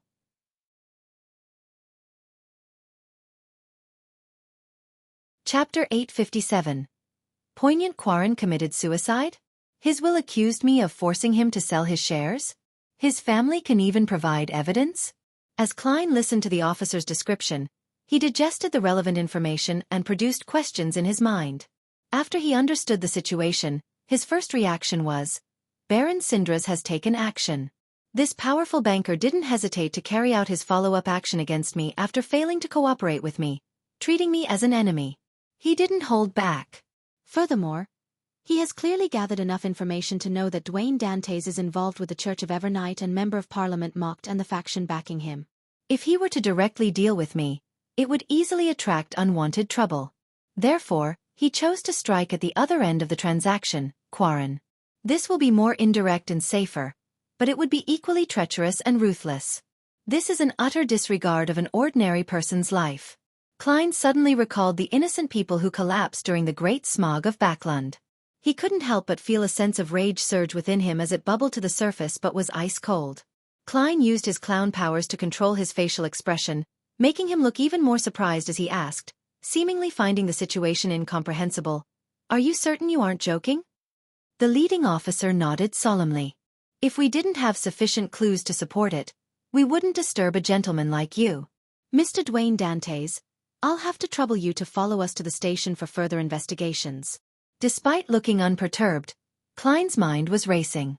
Just as he was about to say something, he suddenly noticed something illogical. Regardless, murder is a serious crime in the current Lone Kingdom. With Baron Syndra's identity, status and social connections, he will have at least a few dozen effective means to deal with a foreign tycoon that just came to Backlund 2 months ago. There's no need to go this far. After all, as a member of high society, he will more or less understand or be in contact with Beyonder powers. He knows that there are all kinds of incredible means to pursue the true murderer. Unless he's completely confident, taking the risk to frame someone for murder is definitely the worst choice. If Syndras were to use his authority to suppress the investigations of the official Beyonders, it will definitely be more effective and simpler to employ other means. Even if he temporarily isn't aware that I'm about to work with the military, he's definitely aware of my connection with the Church of Evernight and Member of Parliament Mocked. He wouldn't do things in such a simple and brazen manner. Most importantly, even if he's the kind of murderer who would kill for 3% shares, why didn't he do it earlier? He could have held Quarren at gunpoint early on, resolving the matter without causing any fuss. Klein glanced at the officers in front of him while in thought without immediately giving an answer. And in an adjacent room, Zio and Furs were leaning against the wall. Using the latter's ability to open a small door, they didn't miss any parts of the entire conversation. What do we do? If the police want to arrest him, do we still provide protection? Furs, who lacked the experience of a bounty hunter, hurriedly suppressed her voice as she asked her friend. She never expected that the business conflict would result in a case of murder and suspicion of framing. The enemy she had imagined had transformed from an infiltrating murderous bandit into a police officer. She was momentarily unsure of what to do. Zio was also in a dilemma. Usually, a bodyguard will only deal with illegal encroachers. But they have given a sufficiently sizable remuneration. Furs was surprised and amused by the response as she asked, "If he really is imprisoned, are you thinking of breaking him out of jail? Let's put aside the problem of danger. That way, you too would be wanted, and you won't be able to be a bounty hunter again. When the time comes, do you plan on fleeing elsewhere with this gentleman?" As she spoke, Furs, who had already come up with a story, discovered that Dwayne Dantes had a response. This elegant gentleman with white sideburns turned to look at Walter and said with a calm and gentle voice, "Two matters. First, visit Baron Syndras and tell him that someone is trying to frame him." Walter revealed a rare look of surprise and confusion, finding his employer's instructions incomprehensible. From his point of view, this matter was highly likely to be machinated by Baron Syndras. It was pointless visiting him, as it would only result in mockery. Klein smiled. He was a guest recently, and he had threatened me for the shares. Following that, Mr. Quarren met with his demise. I find it hard to believe that he wouldn't be under suspicion. Therefore, I believe that it's necessary to warn him. This is what a gentleman should do. The officers were slightly perturbed by what was said. They had the inexplicable feeling that the matter was more complicated than they had imagined. As for Walter, he was somewhat enlightened as he replied, "Yes, sir. I'll immediately visit Baron Syndras and inform your friends and his of this matter." This way, if this wasn't done by Baron Syndras, all subsequent trouble would be dealt with by him. If he were the mastermind behind this, by involving him in the name of kindly warning him and spreading the news, it could create sufficient pressure from public opinion. It would make it easier for Member of Parliament Mocked and Company to rescue him. Smart. A good butler really helps. Klein silently praised him as he continued. Second, please call for my lawyer to handle this tiny inconvenience. After instructing his butler and valet, Klein looked at the few officers in front of him. All right, I'll follow you back to the station. I won't make things difficult for you. However, I wouldn't answer any of your questions before my lawyer arrives. The leading officer heaved a sigh of relief as he said with a nod, "Thank you for your cooperation, Mr. Dantes." At this moment in the adjacent room, Furs hurriedly said, "Are we following?" "Yes. I'll hide underneath the carriage now and follow it to the station. We can't be certain that those police officers are real ones." Zio replied rather cautiously. She paused, seizing the moment to ask, "What else do you wish to say?" Furs thought for a moment and poignantly said, "Nobles and tycoons are truly terrifying." Zio was taken aback. She didn't speak further as she walked to the window. Supporting herself with one hand, she nimbly jumped down, landing in the shadows of the building. A few minutes later, Klein and two officers boarded a carriage belonging to Dwayne Dantes. When he sat down, he looked at the thick carpet, his expression the same as before. At the police station, Klein was directly brought to an interrogation room. However, he didn't give a response, regardless of what the officer asked. Only when his lawyer arrived did he give an account. He said that he had only met Quarren once. He also mentioned that the negotiation of the share purchase was completely handled by a professional team. Hence, he didn't personally involve himself in it. He repeated his statements, saying that he was unaware of anything else. This left the interrogator at a loss until he was called out of the room. After a while, the officer responsible for recording the statement walked in and said, "All right, you may leave. A gentleman with an honorable status has vouched for you and paid for your bail." Klein didn't immediately stand up as he continued sitting in the chair. He looked up and asked, "Who is it?" The officer said with a respectful tone, "Baron Sindras." Klein immediately revealed a smile as he slowly got up. He left the interrogation room with his lawyer before meeting up with his butler and valet. At the entrance to the police station, he met Baron Sindras once again. This powerful banker's hair was still neatly combed back, with silver and black interweaving with each other. Beside him was a valet and his bearded bodyguard. "Thank you for your warning, Dantes. Few people would be so calm and sharp when they encounter such a sudden turn of events." Sindras smiled as he took 2 steps forward, reached out his palm, and shook Klein's hand. Klein replied with a smile, "I was simply trusting your character." Sindras obviously didn't believe such lip service. He found an excuse and, with his bodyguard, boarded Dwayne Dantes's carriage. As for his valet, he sent him off to his luxurious carriage to instruct the carriage driver to follow behind. As parasol trees flew past outside the carriage window, Sindras spoke first. "Dantes, how did you come to such a judgment?" Klein glanced at his butler and valet beside him and chuckled. 2 points. First, I believe that you will have a better solution. You wouldn't do something this violent. Sindras drank a mouthful of white wine on the carriage as he chuckled. "Indeed." The corners of Klein's mouth twitched as he said, "I'm very curious as to what kind of methods you would employ." He had only asked in passing, without the extravagant hopes of obtaining an answer. However, Sindras chuckled and said, "With matters developing this far, it doesn't matter if I tell you. It's very simple. Isn't your goal to enter high society? I plan to hire women of different ages.